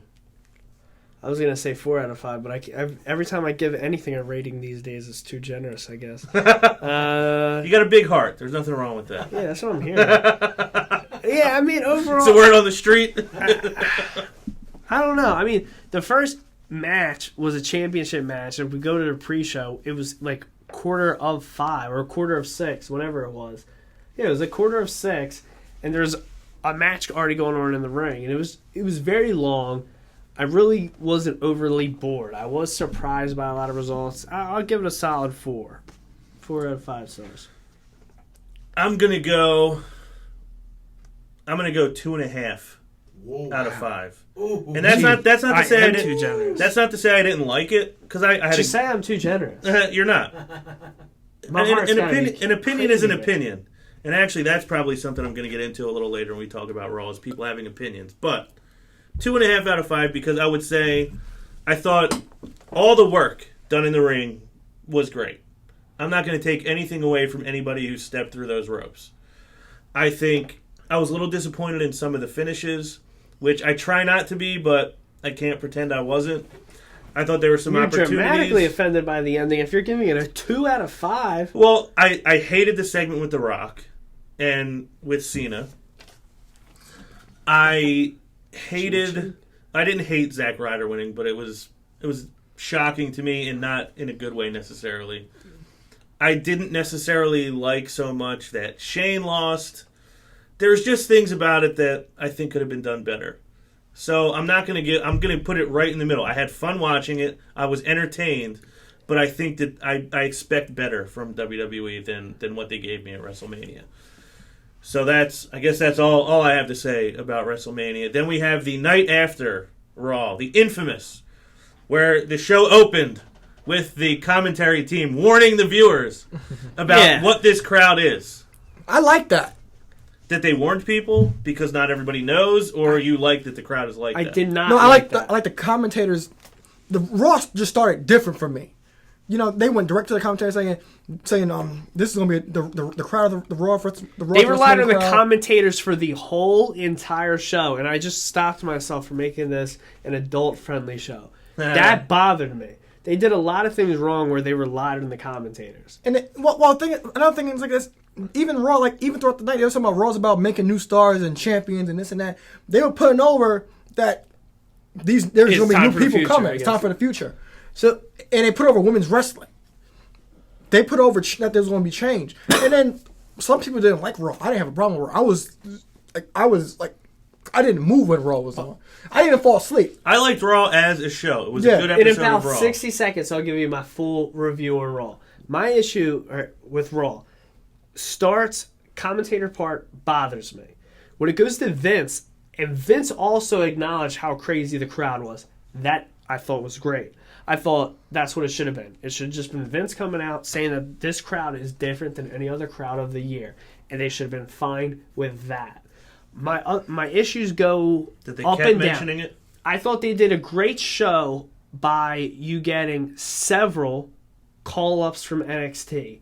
We'll get to that. You get a number one contender. You get a title change. There's a lot of good things. I'm not going to say the results of who came up or which title changed or who's the number one contender that I like or dislike, but those are key factors that I think you should get one of those every single week on Raw. Whether it's for the world title or it's for the United States Championship. If they don't call someone up from NXT and they don't have a championship match, do a fatal 4-way, and the winner of that match faces the U.S. champion next week. I think that stuff should happen every single week on Raw. One of the biggest things that bothered me is Shane comes out, Vince gives him, he said, you know what? For the time being, I'll let you run Raw. I'll let you sink the ship. And then Shane goes in the back, and Shane goes up to Roman, and he says, you're going to be interested in the main event. It's going to be a fatal 4-way, and it's going to be the 4 guys that were in front of you. And then the camera cuts. And then JBL tells you, the viewer, he says, the winner of that match will be the number 1 contender for the WWE Championship. I know that because I've been watching this stuff for almost 2 decades. Well, you gotta explain. Why didn't Shane explain it? What? Why didn't Shane explain it? Shane did explain it, but the No, commentators, they're going to reiterate everything. He didn't say that the winner was going to be the number 1 contender. Yes, he did. No, he didn't. He said it was for the number 1 contendership. And maybe I was still drinking. That specific point aside. Oh, right. I take back all my complaints about Raw. It was a phenomenal. Well, that specific point aside. Are you in Brie mode? Did he say it? I don't think he did. He did. He did. Maybe that lump on his face was distracting. It could have been. And the fat lip or whatever was going on. It looked like him and Becky Lynch were making out. They got the same scar. You're right. They tell Shane that he's controlling Raw. They didn't emphasize that enough, I don't feel like. They might have said it a few times on commentary, but they did not show Shane really doing anything. Exactly. Commentary the whole time. Shane came up with this match. This was a great match. Oh, they just called these people up. That's because of Shane. But that's the thing. They showed Shane interacting with talent. They didn't. But the thing is, the difference with that is... Or do you think that maybe this is everybody's so tired of the Authority injecting themselves into everything? This was to show Shane's in control. I'm staying out of it. And the thing is, Shane, he went to do you think that's more what they were going for? Yeah, because this was such a different Raw. It was different with the Authority does. The Authority doesn't go to talent. Shane went and talked to talent. You saw him talk to Apollo Crews. You saw him talk to Charlotte. You saw him talk to Roman. You saw him interact with all the superstars. The Authority didn't do that. The Authority would always be in their office and they would be talking amongst themselves. That's how. Wrong pipe. That's how it always was with the Authority. But I had no problem with Shane running. Like I said, some people hate this Raw. I didn't have a problem with it at all. No, I had no problem with matches that were made. I had no problem with match results. I had no problem with anything that happened show related. The only issue that I had... Did you say you don't have no problem with show results? The match results of Raw, not necessarily, no. And I have no problem with anything really other than what was happening outside of the ring. Other than the fact that I felt in the moment like Shane is not involved enough when he's supposed to control Raw. See, I always think the night after Raw, they steal the show with something good. And if it wasn't going to be a match, if it wasn't going to be a big upset, it should have been Shane taking control, Shane ruining a match, Shane, I don't mean to say ruin a match, but he should have did something over the top. And he didn't. We barely saw him. Yeah, but this is the thing. Shane put his mark on Raw because we got different things we wouldn't get from the regular Authority. Like I said, we would. We would have got NXT's Triple H's baby. He would have brought these people up either way. No, that's not the thing. I have a whole other complaint about the call part. But the thing is, the point is Shane was talking about change and how about people are being held back. If this was the Authority was so-called in charge, we wouldn't see Kevin Owens in Cesaro, Sami Zayn, AJ Styles, and Chris Jericho in a Fatal 4-Way. You wouldn't see that. You wouldn't see Natty talking interacting with Charlotte instead of Sasha and Becky. Natty's the one that everybody's saying that's always held back. There were with Shane running Raw. There were different things that the people want. Like I said, they said these Vince, the creator, they know what we want. And when Shane was there last night, they gave us what we want. People wanted to see Sami Zayn in a high position. The casual fans don't know who Sami Zayn is, but Sami Zayn was he didn't make it to the match, but he was put in a position to actually be in a possible main event for the world title. Well, that was the biggest. It was a subtle type of storytelling, where they put Shane in charge for the night, and then we get all these different people who are not put in those positions getting put in those positions. It was a Raw catered to that fan that was there that night. And that, like you said, I think you called it the IWC what? Fatal 4-Way. The IWC Fatal 4-Way. All the internet indie darlings. I know there was one fan in that crowd that got exactly what they wanted, and it was the ruining part of the show for me. Which was what? I'm a hater. It was that dang Mae Reese. She got her damn husband winning the Intercontinental Championship, and that ruined the show for me. So I have no problem with Zack Ryder winning the Intercontinental title at Mania, and I said I'd get to this when we talked about Raw. I just think if anyone's going to win the title, it's just bothering me that 2 months ago you got two of the hottest guys in the company, Kevin Owens and Dean Ambrose, killing each other for the Intercontinental title, and how they're making the Intercontinental title the title that meant so much to them when they were a kid, when Shawn Michaels and Razor Ramon were fighting over it, and when Macho Man and Ricky the Dragon were fighting over it. And then 2 months later, Kevin Owens lets go of the belt, and Zack Ryder has it. And great, Zack Ryder worked so hard. And then now we have the worst ever 5-time Intercontinental Champion of all time. We got the guy from MTV winning it. I can't stand it. Well, the point I have about that is... he should have beat Kalisto for the U.S. title. This was BS. Well, The Miz, I think... Are we talking about the Intercontinental Division first? Or? Yeah, please. We can. I mean, we'll get back to the 4-way and Roman, but... No, you said you had no issue with no results in a match. You didn't. I didn't have an issue with that. Oh, well, I'm done because I think when The Miz is used properly, he knows how to get heat. He knows how to make people hate him. And there's not enough people that do that anymore. I hate him. Right. like you said, us with Corbin, we bought into him being a heel. You've bought into Miz. I get why you hate him, and I think he was put... Because he sucks. Well, he was put in a bigger position than he should have been, but I think he can be a heel that they can use on their roster. He should have been ripping Kalisto's mask off or something. Let me get this. I like The Miz. Doesn't surprise me at all. No. The Miz is arguably one of the top 5 mic workers, hands down. He's an amazing heel. I just don't like this. Top 5 on the mic. Workers. The Miz is amazing. I just don't like this Hollywood gimmick. He's boring. Miz can easily be the hottest heel in the company. When he was world champion, he was the hottest heel. Even though they booked him terribly. When he was a U.S. champion before that, he was booked amazing. When he had Alex Riley by his side. I want to know if Ronald Lloyd is a fan of The Miz. No, I said I don't think he's that good in the ring, but he's an effective heel. When Jericho and AJ Styles were feuding, he put over AJ Styles. The Miz is very effective as being a heel. Maurice being back, I just miss her doing the wink. I don't have a problem with her being back. She's going to be on Total Divas, by the way. Yeah, I know you know that. If anyone knows that, I get my Total Divas. But like I said, do I like The Miz as an Intercontinental Champion with this gimmick? No, but I understand The Miz can be very effective as a heel. And I think he's going to be. Yeah, and Maurice has been in his corner because she's officially back now, and now she's his valet. And I've always been a fan of a male having a female valet because they could go with that power couple gimmick. Right. I'm always a fan of that. It typically always works. Yeah. To get back to the Roman and the 4-way thing, Roman Reigns comes out, says, Excellent. Come on. And when he said, come on, I was like, they're doing it still. Like he's trying to be goofy. No. Well, here's the thing. Then he follows it up with, I'm not a bad guy. I'm not. And when he said that, I was like, still. Then he said, I'm not a good guy. I'm the guy. And I was like, you finally figured out what to have him say. Because Vince, this actually leads to something that the, what did we call him? Ronald the Dumpster Lloyd always talks about. He always talks about there being no heels and no faces anymore. I think this might have been the other question that he had. Because WrestleMania feels like old news. This is from Ronald the Taskmaster Lloyd. He loves what they did with AJ. Again, Vince is proving here that there are no heels and there are no faces.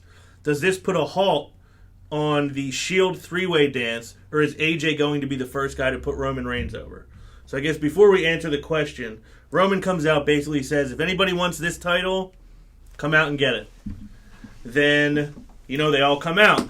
Yeah. Y2J, AJ, I was hoping KO, Jericho was just going to come Sammy. out and teach him how to be a heel. Well, I think they're trying to put him in the middle. Like, he doesn't need to be a heel or a baby face. He's just who he is. Yeah, and one thing I love, they were all brawling. I love the fact that everybody's at the ring, and then he saw Jericho and the one left. He's just like, okay. Yeah. And just speared him. it was. I think we should have saw more Roman Reigns. I think that was the only time we saw him last night. But I had no problem with it. I'm like, they got it. And backstage with Shane. Okay. I kind I of still thought that think same Shane thing. didn't say enough, but whatever. But I thought that was excellent. I had no problem with it. That's how he should be booked.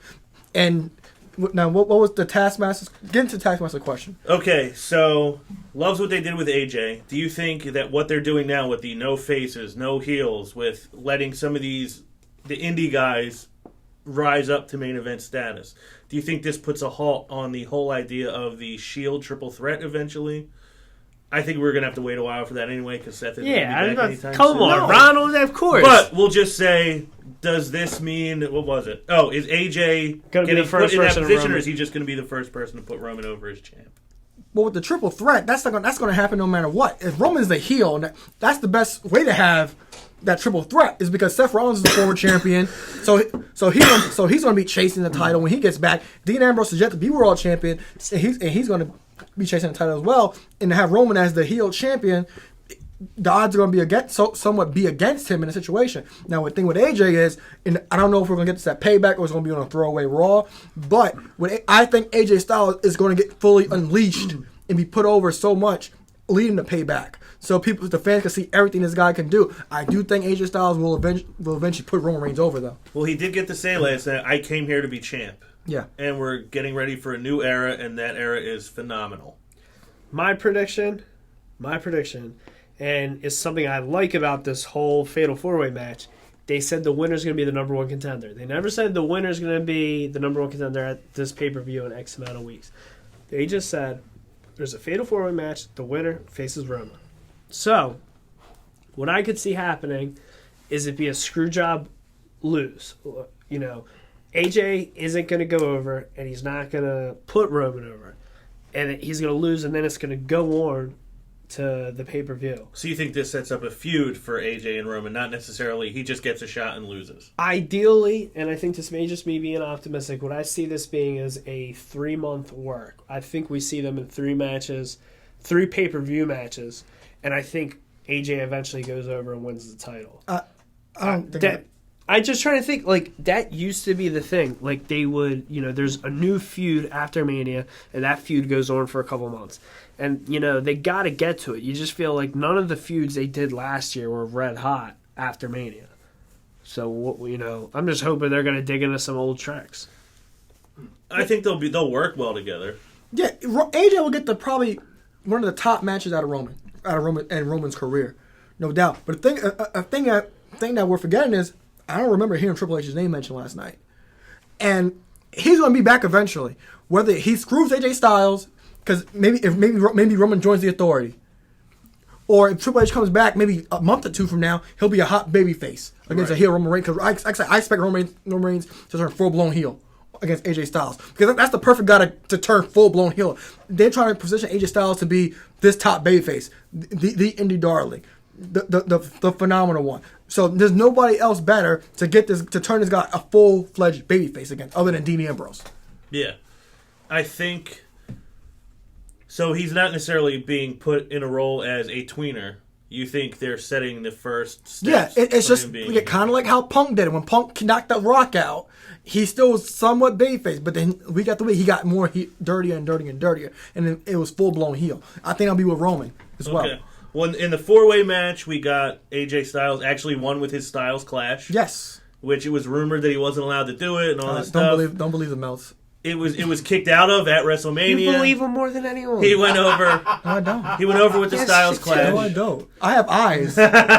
We also got to hear Jericho with, I believe, AJ in the corner calling him, you stupid man. Which anytime he whines and yells like that is always hilarious for me.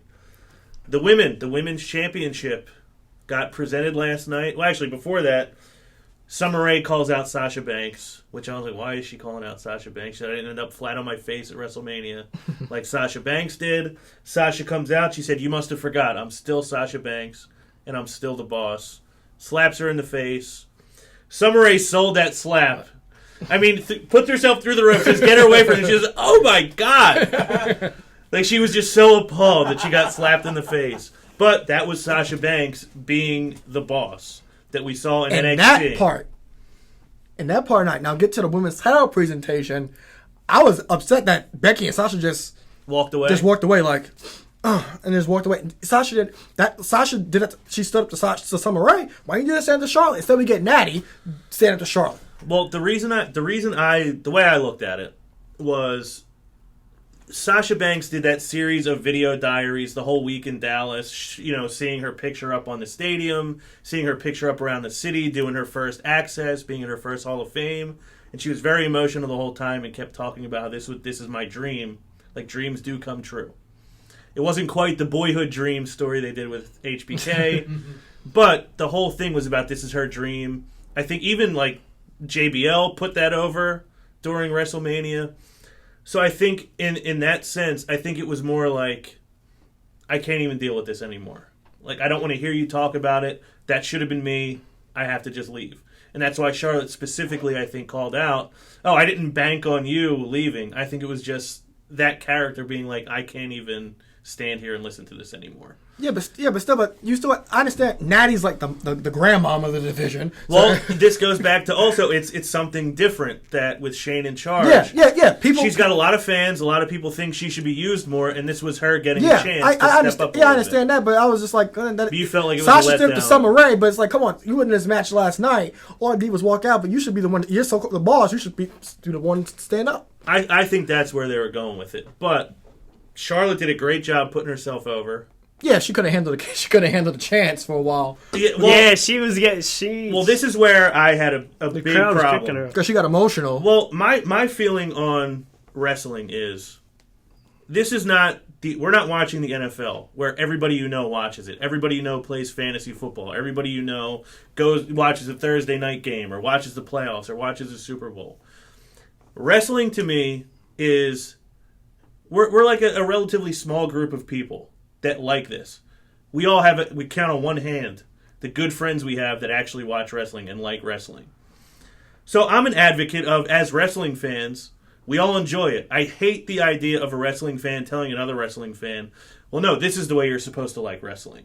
Like, I like this guy and this guy. Oh, you're not a good fan because you like that guy. It's like, no, we're all people who like this kind of weird thing. Like it the way you want to like it, except that people like different things. Not everybody likes the same thing. And these idiots, I don't want to call it the IWC, because we all have the internet. I kind of want the internet wrestling community to be a positive thing. Yeah. We're a community of people who like the same thing. We like different things about it. But we should all be kind of cool with, yeah, you like that guy. I like this guy. You like that match. I like this match. And some of these idiots who complain for years about women's wrestling, about the divas. Well, guess what? You got the women's championship now. You got the 3 best female workers in the company fighting at WrestleMania for the new championship. They're presenting it on Raw. And all you're doing is chanting for somebody who's not even on the roster. I get it. On an NXT show, you want to chant, hey, we want some Bayley, or you want to chant, Bayley, will you be my girl? Fine. But you're getting something you asked for, and you're taking a dump all over it. To me, that's disrespectful to all those women in the ring. To me, I felt like, why are you doing that? Because now everybody in charge who says we don't need to cater to these people, you're showing them exactly why they don't. Because when you get something you want, you don't appreciate it. You just want to put yourself over. The show's not about you. It's not about me. It's not about you. It's not about you. Jericho it's about the people in that ring. Podcast. Yeah. Keep your mouth shut. Well, not keep your mouth shut. Make noise.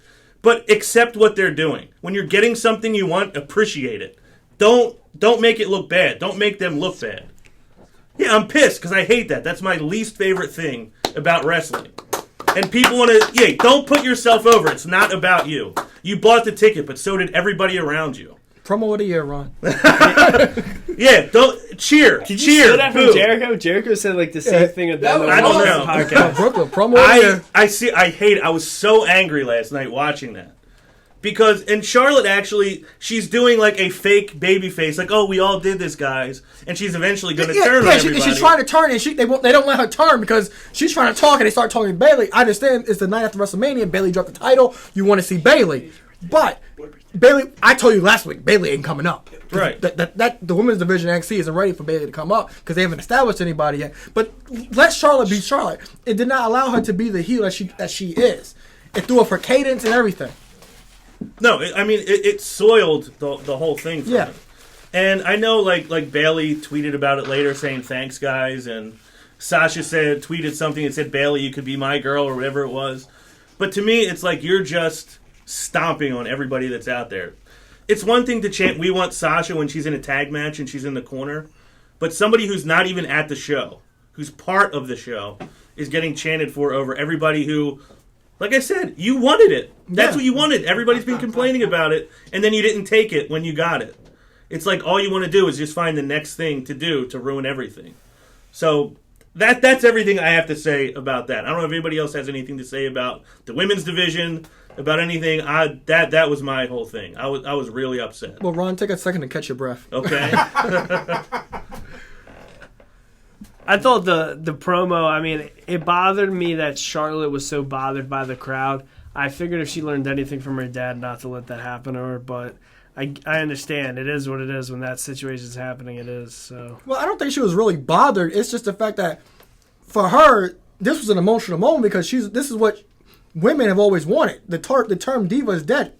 The term diva for me is like prissy and needy, like wide receivers get called divas all the time. Yeah. That's what I think of the term diva. Now they're actually women. Charlotte's wanted this. She came back and said they wanted this. They're finally being recognized as superstars and women and moguls for everyone in the sports entertainment industry. So I think it was more of an emotional mark for Charlotte. That's why her cane kept getting thrown off. The crowd was getting to her because they were saying women's wrestling. It was just a Bailey chance, but that's what Charlotte wanted, and I think she got a little emotional even as being a heel.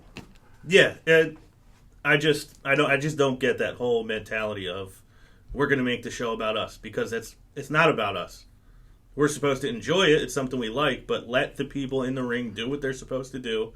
Don't get in the way of it. There's very few times when hijacking, quote-unquote, a show works. When Daniel Bryan is egregiously being looked over. If you're in the ring, if the superstar's in the ring, then hijack the show that you should chant for. Don't just hijack it because you're bored. That being said, though, I love the introduction of the Women's Championship. Did you buy it? I didn't buy it, not yet. I probably will. Ultimately, you guys probably both know that. But I'm excited for what the future holds for, probably 6 to 10 of these women that are now, they don't have to carry around that butterfly title. The tramp stamp? Yeah, they can go out there, they can do what they do, be who they are, and not just be a commercial for some show you watch. So I won't say anything bad about it because I know you watch it. But writing's amazing. Yeah, they know how to build storylines. Yeah, they do. I'll give them that. They build storylines better than they do overall. The tag team division, the New Day get a rematch with Sheamus and Barrett. They, the last Booty-O, they treated like Simba. That was great. Xavier, as we already talked about, said he deserved that stunner. He said, watching the video back, I deserve that stunner. I asked for it. They win. Wade Barrett gets kicked out of the League of Nations. He had some bad news coming. I've never been more happy to see Braun Strowman. Well, the Wyatts take out official baby the League of Nations. It was, 3 months ago when they came out and told the League of Nations that should have been the WrestleMania match. Yeah. Wyatt family versus League of Nations. But now I got to sit the League of Nations versus the Wyatt family without Luke Harper. Yeah, it's a shame. He got hurt for no reason. Exactly. Unfortunately, we had to sense. see it happen. But also in the tag division, we had the letdown of another Usos Dudley match. Oh my God, Bubba tables match. Oh my God, Bubba was amazing. But somebody with a little bit of a spoiler alert here. There was one of the debuts from NXT last night. Enzo and Cass came out to challenge the Dudleys. I thought they were incredible. Enzo's so good. How you doing, Eric? Enzo is amazing. Oh my God, they're so good. Enzo's amazing. You should have made a bet with me. You kept telling me they weren't. I told you they weren't. You should have bet. I should have bet you. You love the few times I'm wrong. But I was telling you about this for months. Well, I have a quick question for you, and then another but question. The whole time he always said it was going to be against the New Day, but whatever. Well, yeah, quick question for you, and then a quick question for ALO. Were you happy to see them debut on the main roster? I was happy. I was even happier that it wasn't to the New Day, so Aaron wasn't completely right. So I was fine with that. You got two good things about it. After they beat the Dudleys, they'll be under the New Day. The question I had for you is, are you happy with the fact that they debuted with the Dudleys? Yeah, because as much as I want them to go straight to New Day for the tag team titles, the Dudleys are a team a veteran team they could work with, and they could introduce the WWE Universe to Enzo and Cass. We all know Enzo and Cass could work. Enzo's more of a bumper than an in-ring technician. Big Cass is great in the ring for a big man, and the Dudleys are still the Dudleys. They don't have any credibility to them right now, but the Dudleys are still the Dudleys. They're still the 9-time tag team champions. But Bubba last night was amazing. He was great. Because when they did the splash and miss, then the ref rung the bell, I was like, you don't ring the bus forward, Not just that. I mean, Lillian was messing up all night last night. But it was the ref called for the bell. And then Devon Dudley, he oh my God, he threw Jey Uso into the table. It's like, the match isn't over. My favorite moment probably from this whole back and forth was, I mean, everything Enzo said was gold. But when he said, I got the gift of gab and the gift of jab, I'm going to put that lazy eye to work.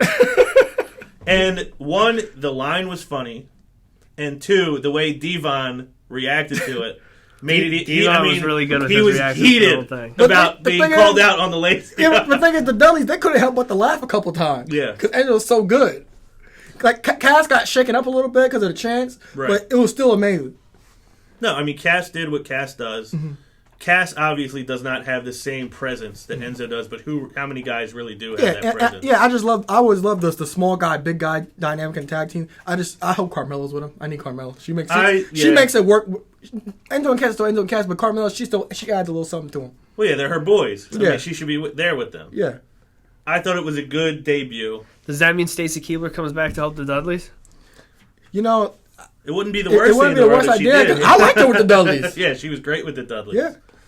I was happy with this. We had 2 more debuts last night. It was only the other 2. But we had the Vaudevillains on SmackDown. They'll be on SmackDown on Thursday. Against the Lucha Dragons. We had Corbin It wasn't his debut, but it was his debut on Raw. And then we had Apollo Crews debuting as well. Well, can we start with Corbin? We can, because Okay. I know you have something you want to say. Yeah, okay.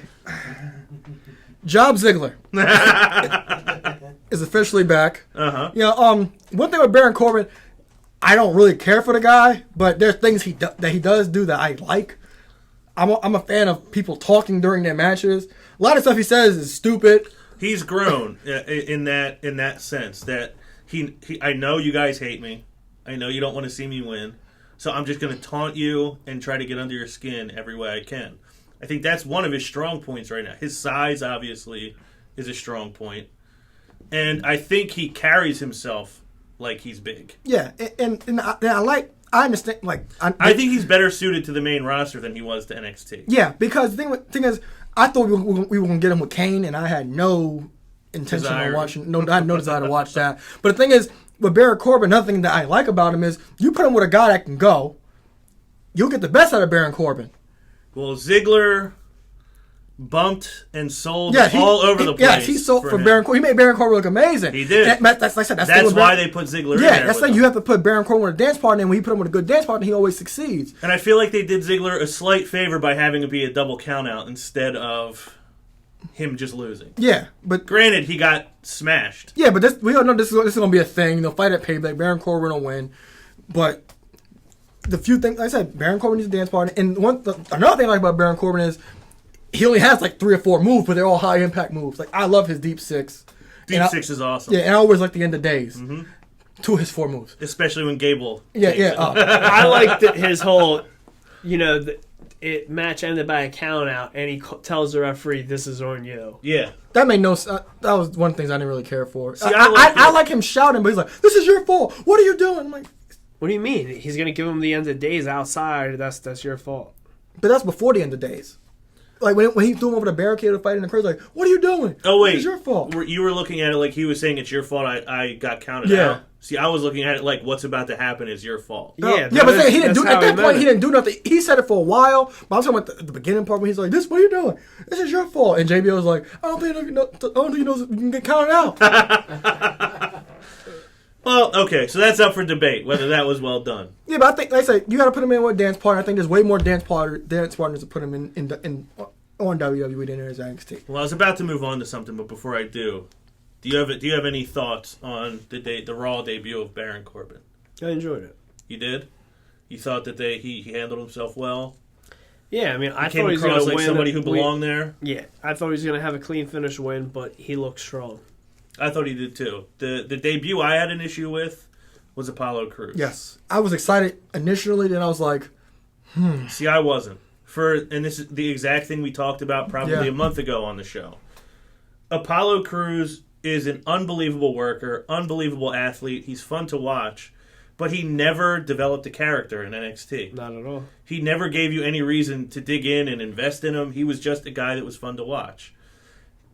That's a guy that I think, being that he does not have a character, like Enzo and Cass, you could throw that. They don't even have to be at a wrestling show. You could throw them in a bingo hall with a bunch of old people, and they would be like, "Oh, these guys are funny." Apollo Crews, especially if he's going to be kind of like a classic, just a wrestler, not with a good character, that's somebody you need to build up on the way in. They always talk about how NXT is a niche audience, and Hunter always says, like, "Oh, I know that audience." Well, guess what? Like, people watching Raw for the most part are not all that audience. Most people aren't going to know who he is. It was a fine match. I felt bad for Tyler Breeze, getting squashed again. yeah, after their good TakeOver match. But, and I even get why the WWE brass likes Apollo Crews.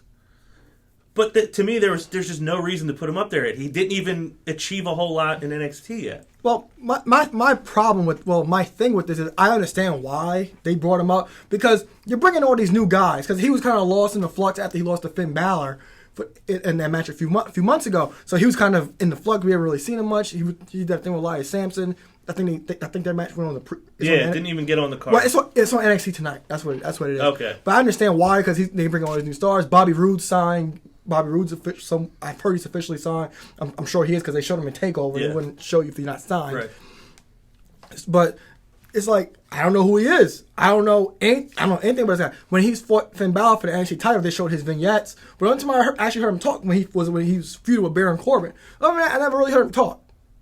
So I don't know nothing about this guy. But the one thing they can actually do is to help make this guy a character. There's this thing called the United States Championship. This belt with the flag on it that you would mention a few months ago, that a lot of these NXT guys, they have nothing to do. Have that belt be kind of their belt to ascend to the top. You got Kalisto still doing it. They don't know. Like your foot in the door. Yeah, like they have no idea what they want to do with Kalisto. None at all. He's in single matches, he's in tag matches, then he loses all these matches. Like, why can't Tyler Breeze be like, "Hey, you're ugly. Take that mask. I want your title." I'm saying, like, same thing with Neville. Neville's amazing. He's been lost. Have these guys go after that U.S. title and actually be something. And when they're put in positions, you can get to know these guys more, and you will see what Apollo Crews is and what kind of person he is. Your thoughts on Apollo Crews debuting? Do you think he was ready? I don't think there was no reason why they had to bring him up. I mean, I don't really see him going anywhere unless, he's a babyface. He's not obviously going to be the guy to take the title away from Finn. So unless he's winning the NXT title, he really would just be swimming in NXT, just doing back shows. Because they're bringing Aries, Nakamura, Bobby Roode's coming in. What's Apollo Crews? And they're trying to build Elias Sampson. What's Apollo? But aren't these all guys he could work with? To me, the main point of being in NXT is you get in there and nobody knows who you are or what you are. They train you, they let you do promos, and then over the course of a year, 2 years, 3 years, they figure out, oh, this is who you are. They have not done that with Apollo Crews. But like Enzo was not agree. this when he started NXT. Big Cass was not what Big Cass is. Finn Balor was kind of a finished product. I think his promos have gotten better in the time he's been there. But Bayley, Sasha Banks, they were not what their characters are when they started. NXT taught them. They taught Sasha Banks how to be the boss. Mm-hmm. They taught Bayley how to be what Bayley has become. I think that, and I don't think they've done that with Apollo Crews. No, they haven't. It's been like, oh, you can do flips. You got a good build. There's no doubt that he's one of their top workers already. Just by getting called to demoted to WWE. There's no doubt that he's one of their top workers from this jump. He's amazing in the ring. He's like a bigger Neville. Yeah, no, he's great in the ring. Yeah, but I see why they did it, because he would be in flux with Aries there, Nakamura, and all these other new guys. But I don't agree. I think he would get lost in the shuffle. But there's this thing called the U.S. title. Have these NXT guys, these guys that's lost in transition, win that title. I think that's a good thing to do with him on the main roster. I just felt like... I just think it makes too much sense. They don't know what they're doing with those belts anyway. I just feel like he should have been there a little bit longer to figure out who he is before they bring him up. Or, even if they don't do that, like you always talk about vignettes, build this guy up before he gets there so at least people are anticipating him showing up. Not just, oh, hey, here's this guy that probably half of you watching don't even know who he is. And then you're going to squash Tyler Breeze, who gets squashed by everybody else anyway. To me, I think a lot of people were saying, like, oh, it was a great debut by Apollo Crews. To me, it was just like, I feel like Vince Russo, because that's what he said about Sami Zayn when he made his debut, again, for the U.S. title. Mm-hmm. He said, oh, well, nobody's going to care. He's not a star. He's a good worker, but he does not have anything to bring anybody in. Yeah, and the thing with Sami Zayn now, I think they're gonna redo the things that they did in NXT. You saw him getting the powerbomb through the table, which is good. And this is another thing you've had issue with. He's talked about, I don't know if you feel the same way, that Kevin Owens and Sami Zayn have had this history together, that they both end up on WWE television and they're not telling you what the history is. They're just assuming everybody knows what the history is. Everyone knows. Yeah, I did hear and that. Not everybody does. Yeah, and now we're getting this is somewhat a blood feud now. What I see, they almost get to the point where it's going to be one of those things where you're going to see them go in a couple pay-per-views, and maybe they'll have enough common sense to the promo going into it. They'll talk about it. The one thing I could see them doing, and I think it'll be the first time in a long time, aside from a WrestleMania, where you have a non-championship match people are looking forward to because there's actually going to be a story to it. Right. I think so, too. That's all I got for Raw. I don't know if there's anything else on Raw that either of you wanted to mention. I just wanted to say I'm glad Cesaro's back. Oh, yeah. That's it. We did forget that. I'm glad Jason you brought Statham that with the up. suit. He looked great. Oh, yeah. Always. I didn't like that he bit off the Rock stripping scene, but... Bless you. Thank you. The one thing I did like about it, though, was that he was brought in as a total surprise. Nobody saw it coming. I was expecting to shovel. I was too. Yeah, I did not expect Cesaro. I was glad we got him. And that truly made it the IWC. Fatal 4-way. IWC Fatal 4-way. Because you replaced one IWC guy with another. One. But also over the weekend, on Friday night, we had NXT TakeOver Dallas. I'll be back. Kicked off the show. I assumed the kickoff match was going to be Apollo and Elias Sampson. Instead, we got American Alpha and the Revival. A match I know you and I both were really looking forward to. I know you were probably looking forward to it even more than me, so I want you to go ahead and tell me your thoughts on this tag match. If American Alpha lost, I was going to go to sleep. I would have been done with the whole show. I was like, I told Angel, if they lose, I'm going to bed. I'll be done. Despite the one botch by the Revival, this match was amazing. Which botch? Because I don't remember. When they try to do the double team move off the top rope. Oh, okay. And the crowd started yelling Botchamania. And then, what's his name? Graves said, I don't think they got all of it. Yeah. But this match was amazing. Chad Gable, Jason Jordan, they finally tag team champions. They have a T-shirt now, by the way. Do they really? Yes, I couldn't be more. But no towel yet? No towel. I couldn't be more happy that they're the NXT tag team champions at all. It was a great match. I have no complaints about the match other than the botch. Well, that's going to happen from time to time. Nobody's going to be perfect throughout their entire career. What I like, they had incredible tracksuits coming down. There was a lot of mat wrestling, a lot of technical wrestling, a lot of creative ways to tag guys in, a lot of blind tags. Mm-hmm. The spot where Jordan got tagged in and then ran around the ring and came back in the other side and hit the tackle into the corner. I thought it was a really creative tag match. The double German suplexes that they both did. Yeah. And they tried to double suplex Gable, and then Gable flipped out of it, and then Jordan caught Gable out of it. Yeah, that was another one. And a double drop kick. I've never seen that spot. He caught him and then pulled him around. They did the double drop kick. It was a great spot. The sequence to the hot tag to Jordan was great. Yeah. It was like he got there a little closer, and then finally made his way there. Well, I like how the Revival didn't allow that tag. Like Dash Wilder went around. Yeah. I think he went under the ring. He went under the ring and came back up Yeah, and blocked and pulled it. Jason Jordan off the top of the ring. A lot of creative stuff in that match. But to me, the best part of this match was when they made the pin off the Grand Amplitude finisher. The fact that they were both legitimately crying. They built up, we talked about this last week, the vignette that built up the idea that they both lost in their real wrestling careers. Like, their amateur, whether it was Jason Jordan when he was at Indiana, he lost the national championship. Whether it was Chad Gable losing at the Olympics. Jason Jordan's been there a long time. Yeah. Seeing his face, I actually got choked up. Seeing his face when he held that belt. And seeing Gable holding that belt. That's what the whole thing is about. Sasha Banks tweeted one time, I think it was either right before or right after TakeOver Brooklyn. The tweet was very simple. It just said, I tell stories. That was an unbelievable story. Yeah. That these two guys who have, Graves mentioned it, on the big stage, they both have come up short. In the vignettes, they talked about, we've come up short, but this time I have a partner with me. This time I have a teammate. And they overcame that together.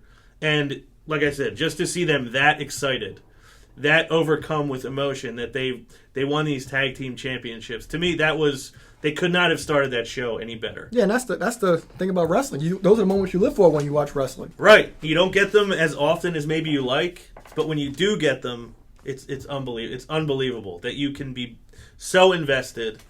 This goes back to my thing about Apollo Crews. I'm not invested. Mm-hmm. I'm so invested in those two. And it was such an unbelievable way to kick off the show. Which leads to the second match, and I kind of feel bad for Austin Aries and Baron Corbin that they had to follow that. Because I think that crowd, similar to what we've talked about with Sasha and Bayley at NXT TakeOver, just sapping the crowd for the ladder match between Finn and Kevin Owens, I think that crowd was spent by the time the Corbin-Aries match went on. I don't know if you agree with that or not, but I don't feel like the crowd was at the same level. I didn't really care for this match. No? No, because I thought this match... You gotta understand, he hates him. But he loves Austin Aries. He loves AEW. Yeah, but the thing is... the greatest man who ever lived. I thought Austin Aries, he got his offense in, but I thought we would see more Austin Aries really taking it to Baron Corbin. Baron Corbin controlled most of this match. And then Austin Aries, Corbin hitting the deep six on the outside of the ring was amazing. Great spot. It was a great spot, but like I said, Corbin controlled most of this match, and I expected Aries to come out and possibly take it to Corbin, but he did it. But he won with a roll-up. Your favorite thing, kind of the day into a roll-up. Well, you got. I think both of you may have texted me about that, the roll-up. Oh, yeah. And it was one of the rare cases where, well, now in hindsight, it doesn't make sense. The reason I thought it made sense was Aries got the win in his debut, but not in a convincing fashion. Yeah, that was my problem. Which set up it. their next match, but now Corbin's on the main roster, so that kind of is out the window. So in a way, maybe it's like, okay, we're going to have you build up this guy while you kind of take the fall, and then you're gone.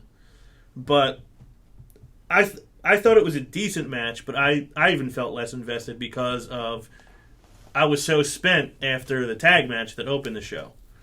I don't know if you were in the room when I said it. I think these two guys, Corbin and Aries, it almost did them a disservice to go on after that tag match because it was. I heard that as the crowd was so hot, and then it was almost like we need a minute to. The thing that breathe. bothered me is the match was so short. It was like 5-minute match, 6-minute match, I think. Was it that short? I don't know the exact time on it. I know it was short. It wasn't long. I know that. No. I know I took a bathroom break and I missed the match. Oh, really? Yeah.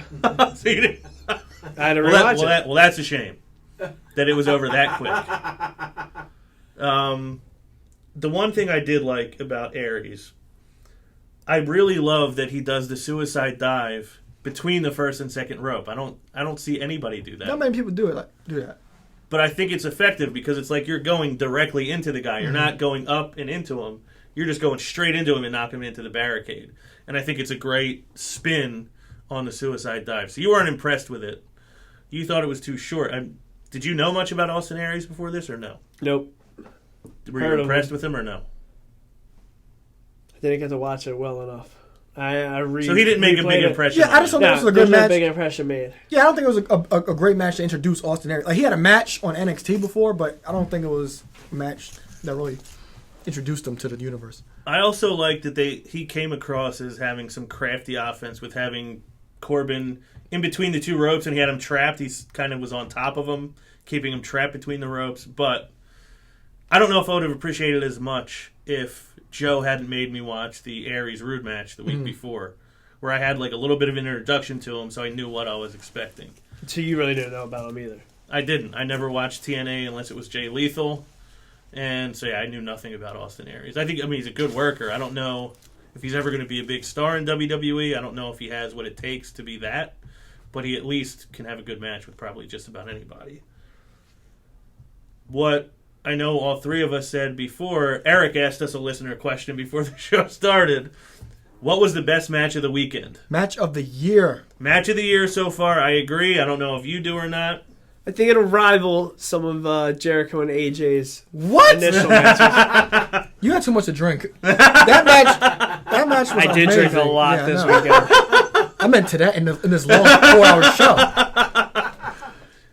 show. We all agreed. Match of the weekend. Sami Zayn against the debuting Shinsuke Nakamura, the King of Strong Style.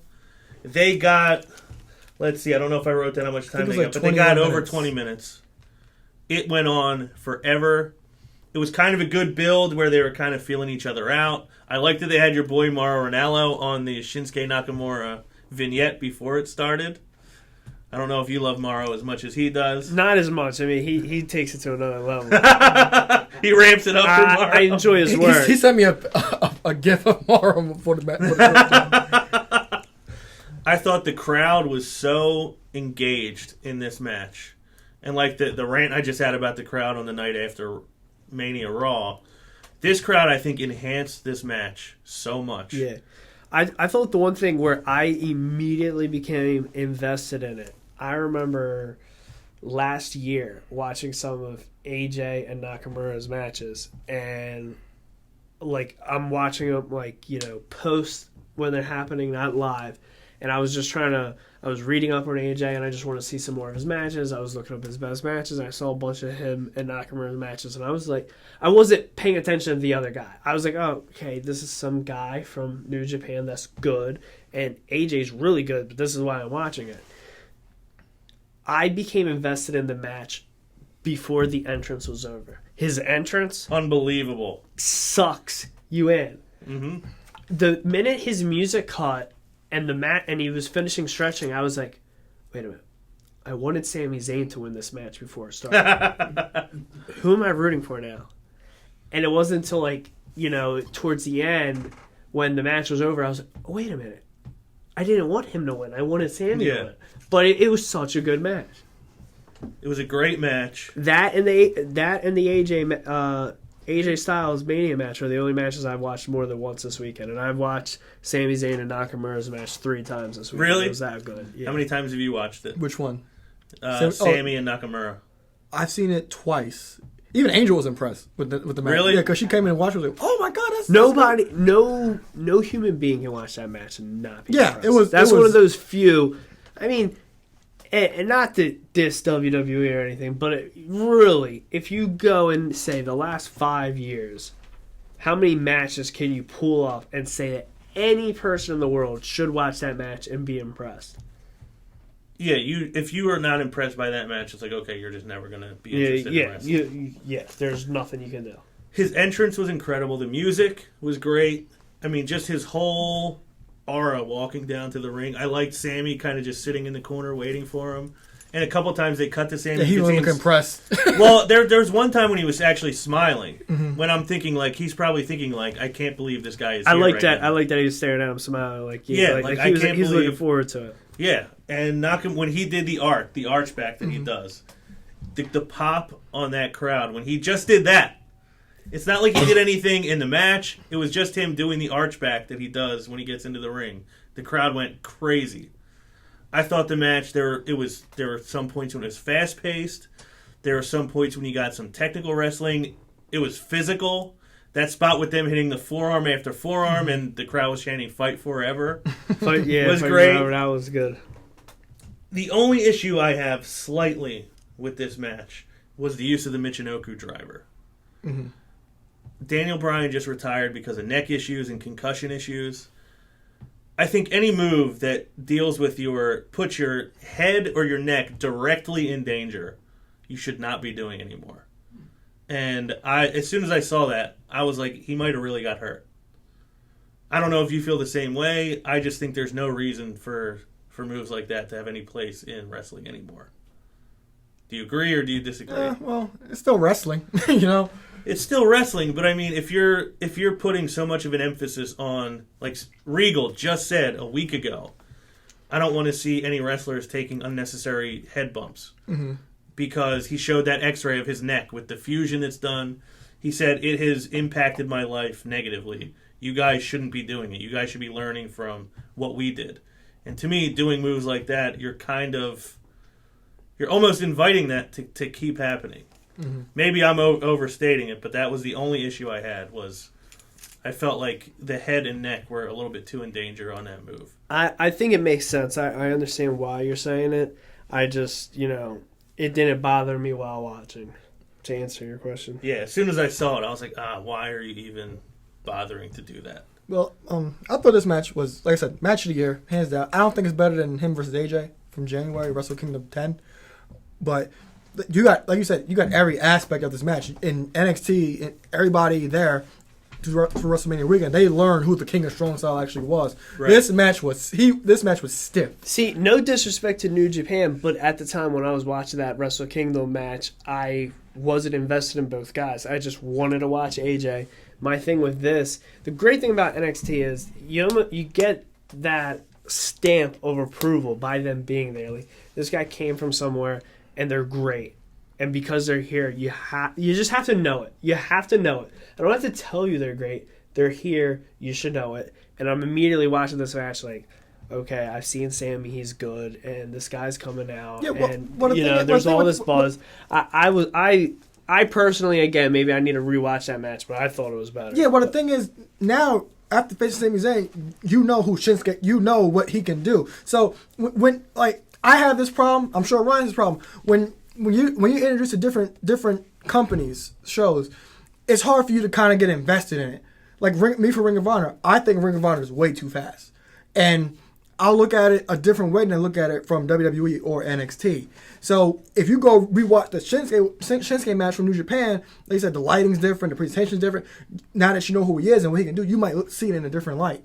Yeah, it's probably one of those things that you got to rewatch. Yeah, well, I mean, to both your points, like you said, you weren't invested in Nakamura. By the time he finished his stretch, you were like, okay, I want to see this guy win. Yeah, and I love when Sammy went for the turnbuckle DDT and Nakamura, he just kicked him. Oh, it was great. And I think he's the first guy to ever not take that move. And I'll tell you, that's the craziest move in the world to me. I'm just looking at it like how sloppy I am. I'm like, I have no idea how he does that. How can you do that every single time without messing it up perfectly? Ever? Yeah. I've never seen him mess it up. Not touching a turnbuckle or nothing. Yeah, he's never botched it. He's never missed it. He got stopped on this one occasion. But you're right. We got to see everything that Nakamura can do. Everything that makes him who he is.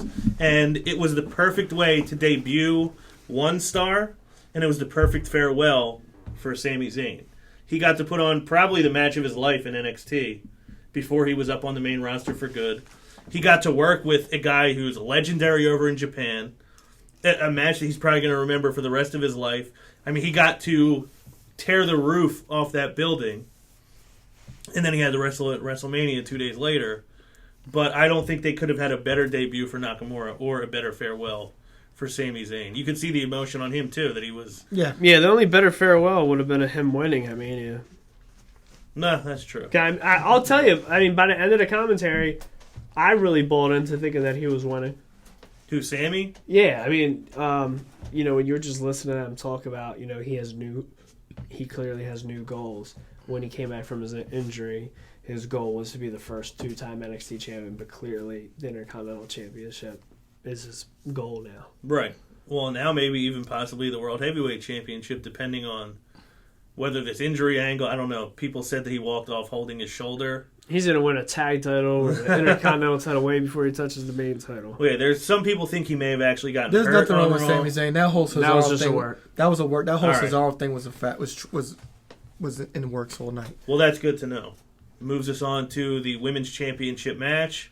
Asuka and Bayley, a match we were all looking forward to. They got 15 minutes to tell this story. They made this feel like a big match. I didn't feel there was like a big build to it.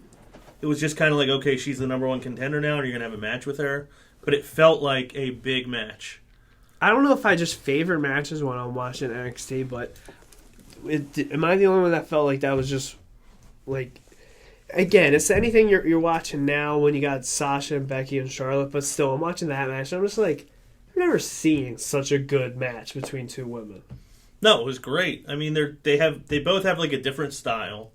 Which is always the best. Which is always the best wrestling match when it's two different styles. Yeah, Asuka is kind of just everybody's scared of her. She's dangerous, and Bayley is. And Bayley was taking it to her. Yeah. Yeah. Well, this match wasn't all that I expected it to be. It was a great match. Don't get me wrong. Mm-hmm. It just wasn't what I expected it. In as far as the because actual, you expected a different result. No, well, as far as the actual physical that. Wrestling, or as far as the overarching story of it. The story of it, because like you said last week, do you feel that this had enough build? I don't think, now watching the match, I don't think so. Now, their rematch will be a whole different story. That will be unbelievable. It will be. It was counter after counters. Bayley was very aggressive. She kept trying to take Asuka's legs out from giving her kicks. Asuka was working very stiff in the match. Both of them were telegraphing each other's moves. The only problem I have is the ending, because I understand the whole making people, not letting people tab and making her look strong thing, but NXT does it kind of a lot. They did it with Sami Zayn and Samoa Joe a few weeks prior, and it's kind of recycled every now and then. Well, she's kind of become the female version of the shovel, where she's the favored choice of the kids, and they do everything they can to make her always look like she'll never give up. Nobody will ever truly better her. Well, Bayley is a legit baby face. Right. Everybody loves Bayley. Like, everybody doesn't love the shovel. Like, the IWC hates the shovel. Yeah. But no matter what, everybody loves Bayley. Nobody has anything bad to say about her. She doesn't have the baggage that he has. Yeah. Everybody loves Bayley. But the thing is, in this match, you didn't, like... I don't think the crowd really wanted to cheer for Asuka. They were just like, oh my God, Bayley lost. It was more sympathy for Bayley than happiness than Asuka winning. Right. That's kind of what happened with Hogan and the Warrior when they had their match at WrestleMania. The whole point was to pass the torch on to the Warrior, and ultimately what happened was everybody felt bad for Hogan. Yeah. And that's kind of what happened here. I thought there were some really good spots in this match, though, with Bayley trying to get to each four sides of the ropes, and Asuka never let her get to any of the four ropes. I thought the transition into the finish was great. I don't always love the whole, okay, you got put to sleep, you didn't tap thing, but I was surprised by the title change. My part where I did not have an issue with that is, how often do you see that in the women's division? I don't know that you've ever seen it, to be honest, and that's a really good point. Good point. I don't recall. That's why I'm here. To me, it's all he does, just make phenomenal points, like AJ Styles puts on phenomenal matches. I did think it should be a bigger moment when there's a title change, whether it's a heel getting booed or a babyface getting cheered. I just felt like, you're right, it was just kind of like, oh, Bayley lost. Yeah, and it's like everybody felt bad. Like everybody loves Asuka, don't get me wrong, but they love Bayley even more. Right.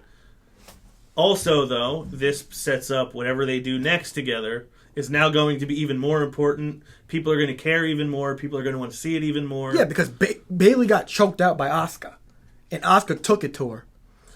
Well, it was kind of similar to what Samoa Joe had been doing to Finn Balor. Yeah. Every time they met up with each other. Mm-hmm. And that's a good segue into the next match. What did you think of this match? Because there were a lot of differing opinions. A lot of people were upset when Joe got busted. His eye got busted open early in the match. A lot of people were really upset with the constant stoppages, with the doctor wiping his eye down, the ref wiping his eye down. I thought it added to the realism of the match. Yeah. Seeing Joe, who's a monster, with just blood all over his face, on his chest, I thought it was unreal. It's funny. While we're watching Mania, Aaron makes the comment that Kevin may have been legitimately hurt and that they made the decision right there, okay, let's just throw Ryder up. I think someone should have came out and said, you know what? Joe is so busted up. He should has to win. win. Has to win. Has to win. Has to win. Could you imagine that visual, though, with him holding up that title with the blood all over him? I'll tell you what. He lost credibility to me. That he lost? Yeah. But you can't knock that. Like it's like he lost on a technical roll up. He still had the cocaine in the clutch, but I didn't have a problem with this match. The blood it added to it, and Joe didn't even want it to be helped. I loved how Joe just was like he would throw the towel. He would throw the towel. Yeah, he threw Finn Balor over the guardrail. Yeah, it's like that. But when you do it 4 or 5 times, it's like, come on. Like I don't blame the fans for booing, but I had no problem with this match. This was a great match. I thought it was a great match. I kind of expected a different result. I wanted a different result. And then just the whole blood factor so early in it, it was pretty gruesome. It was like a headbutt. I thought it was just. I thought we would, the fact that I saw that blood, I was like, all right, this is Joe's match. Joe's leaving with the title. But I thought there was no doubt Finn was going to win just because he's so close to the record for longest NXT title reign. He's the biggest star they've ever had. He's the guy they seem to love having as champion the most. So I thought he'd obviously win just to get to that point. But to your point, there were times when I definitely thought, I think Joe is going to go over. I think this whole Balor Club thing is going to happen on Raw after Mania, and Joe's going to be the NXT champion. So even though Joe didn't win, I liked the fact that I at least... Because too many times I feel like a result is inevitable, which is boring when you know who's going to win. Sometimes like, okay, whatever. When you don't know who's going to win, sometimes those false finishes that are overdone sometimes... You start to believe them a lot. Oh, yeah. And then it becomes more exciting. I thought it was going to end several different times, but it didn't. So did I. But Finn, he overcame the Giant one more time. I don't know if both of them are going to stay. I thought one of them was going to debut on Monday. Mm-hmm. Do you think they have another match? Do you think this feud continues, or do you think that kind of puts an end to it? I think it kind of puts an end to it because he's beat him twice now. And it's not like Joe. Yeah, but if we didn't see Joe this week on Raw, how close is Finn to the record? He's not close enough that. I believe he's probably within a couple weeks. Yeah, but I think because there's a rumor going around that the next takeover is going to be in Tokyo or Japan. They'll definitely have Finn still there for that then. Finn versus Nakamura. Would be I think Nakamura will be the next NXT champion. And then with Samoa Joe is Hideo Itami's coming back soon, and supposedly. The rumor storyline. He's been out for so long. The rumor storyline is when Itami got hurt, they're saying that Samoa Joe did it. So that could possibly be a feud for Samoa Joe, or you could throw him into Austin Aries. Huh? I thought Owens did it. No, they never said Owens did it.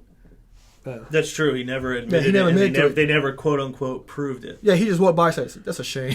The last point I kind of have on this match was. Like I mentioned, the realism, and sometimes, obviously, wrestling is not a real fight. But every once in a while, it's kind of cool to look at it and feel like it's a real fight. Him having the blood all over his face, and there were times when he was just slapping Finn around. It reminded me of like a Nate Diaz fight in UFC.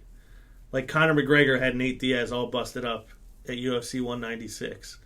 And somehow Diaz comes back and just bashes him and chokes him out. There's something about that, like that parallel, that made me buy into it even more. And so I didn't look at it like Joe's character, because it's not like Joe was down after the match. He was up. He was upset that he lost. I was shocked we didn't see him go back down, because that's when I thought we would got bulletproof. Them making the save for Finn? That's what I thought was going to happen, because they were backstage all weekend. But basically, so you didn't necessarily, you thought it was a good match, but you thought it was a great match. It was another one of those things. It was like, WrestleMania, it was like the pre-show for me. It wasn't the result I wanted. It wasn't the result that I expected. And at the end of the day, it's not the result that makes sense to me.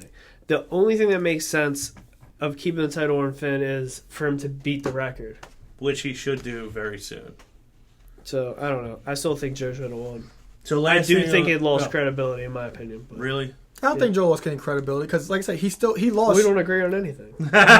This is very true. That's There's our gimmick. A lot of butting heads. But let's say they made him look strong because he had the cocaine clutch in. Balor flipped over on the top rope and just rolled him up. You guys are like Team Hell No trying to decide which one is the tag team champions. I'm the tag team champion. No, I'm the tag team champion. I'm the tag team champion. No, I'm the tag team champion. I'm the tag team champion. That's all I'm going to say. I'm not picking sides in this. I What's want that you guys to keep What was that fighting. doctor's name? Shelby. So you're Dr. Shelby. Well, last note on NXT TakeOver Dallas, real quick. Star rating for NXT TakeOver Dallas. Did it outdo WrestleMania as you predicted? Well, okay, yeah, no doubt. So how many stars out of 5 do you give it? I give it 4.5 because I didn't care for 4.5? that Aries Corbin match. So it fell just short of a perfect 5-star Yes, it rating. did. How about you? I'll give it 4.5. I hate agreeing with him more than anything. I don't want to overshoot it and give it a 5. Now we're both the tag team champions. You guys got to buy the copper penny belts now. No. All right. Oh, hell no. All right. I won't hold That's you our to team. it. Oh, hell no. I'll give it a 4.5 as well. I gave WrestleMania the lowest score out of the group of us. I still think, on a whole, I actually probably enjoyed WrestleMania more. Because But you were watching it with me. it probably is why. Maybe that's it. Maybe everybody should be watching these pay-per-views with you, and we'll all get some high star ratings. That's a fact. Dude. But as far as just the matches, stories, I got to give NXT a 4.5 out of 5. What do you think about Finn's entrance? I liked it. I did too. I thought he's in Texas. He's doing the Texas Chainsaw entrance. He did the Jack the Ripper entrance in London. I thought it made perfect sense. There was a spot in the match. I'm not sure which part it was, but I think that Joe had him down, and Finn just rose up like a demon. It was after he got thrown over the barrier. I think it was twice though. Because you saw his head come up from behind. Yeah. Okay. the Yeah. barrier. That's what it was. Yeah. And his And eyes. the were look wide on his open. face Yeah, was it was great. perfect. It was perfect. Was a good spot. Yeah. Do we have a listener question tonight? Yeah. We only have one. Well, we answered most of them throughout the show, but we have one tonight, so you guys can stop listening to my seductive voice. We got a question from the babyface Ronald Lloyd. Okay. He wanted to know what feud are we looking forward to post Mania. Post Mania, what feud are you looking forward to most? I'm looking forward to a one-on-one Charlotte and Sasha feud. That's short and sweet. I think when they have their one-on-one feud, Sasha's eventually going to go over and win the Women's Championship. Might be soon. It might take till SummerSlam, but I'm looking forward to that. I'll be honest. Coming out of Mania and what we've seen on Raw of feuds I know that are coming, there's nothing I'm looking forward to. Yeah, overly, there's nothing. Nothing at all? They didn't show me nothing. So on none Raw. of the above. But you gotta give the For babyface an X2 answer. Fly. I just want to see Cesaro come and do something good. I'll take that. I'll take that. Well, anything with the women, because you rebrand the Divas division, the women's division. You give it a new belt.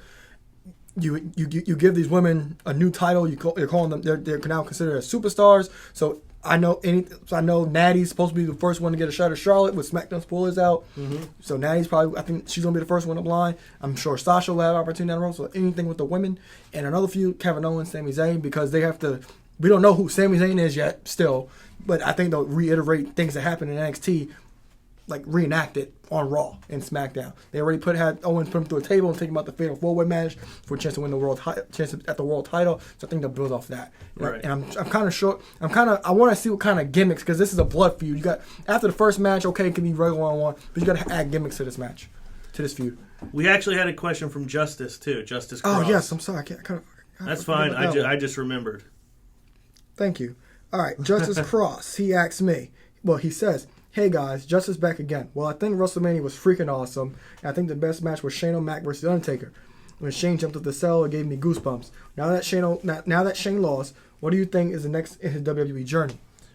So, Justice, thank you as always for the question. Appreciate the question. First thing, I had goosebumps too. I got chills. I got worried. I got scared when Shane climbed to the top of that cell. What is next for Shane? Well, so on Raw, he got to, quote-unquote, take control of Raw for the evening. I'm not really going to make a prediction because I have no idea how long he's supposed to be there, but I'm hoping that he is at least playing a part in what's happening on Raw for at least a little while. Vince said it was temporary, but he didn't necessarily say it was only the one night. What do you think's next for Shane? I think he takes over. Do you? Yeah, I think because when Vince left, he said it's going to be a train wreck, and I think Vince the stuff Shane was shooting on before about ratings and stuff like that, I think Vince is going to be like, the ratings were up and stuff like that. Everything that It'll Shane was eventually saying, go to Triple H versus Shane. I think everything that was Shane was saying, he proved it to Vince that if he ran a show, it would happen. So I think possibly in a dream scenario would be Vince gives Shane control of Raw no matter what, and then him and Steph, and when Triple H and Stephanie return, they could possibly feud over Raw, which would be good too. So that's our listener questions for tonight. That's our reviews for WrestleMania, for NXT TakeOver Dallas, for the night after Mania Monday Night Raw. For anybody who listened, thank you. For anybody who asked a question, Justice, Ronald Lloyd, the Taskmaster Ronald Lloyd, Ronald the Dumpster Lloyd, we appreciate your questions. You can watch us on YouTube. You can listen to us on iTunes or Podbean. Hopefully soon we'll be putting our videos straight on the Facebook page. Thank you again, and we will see you next week.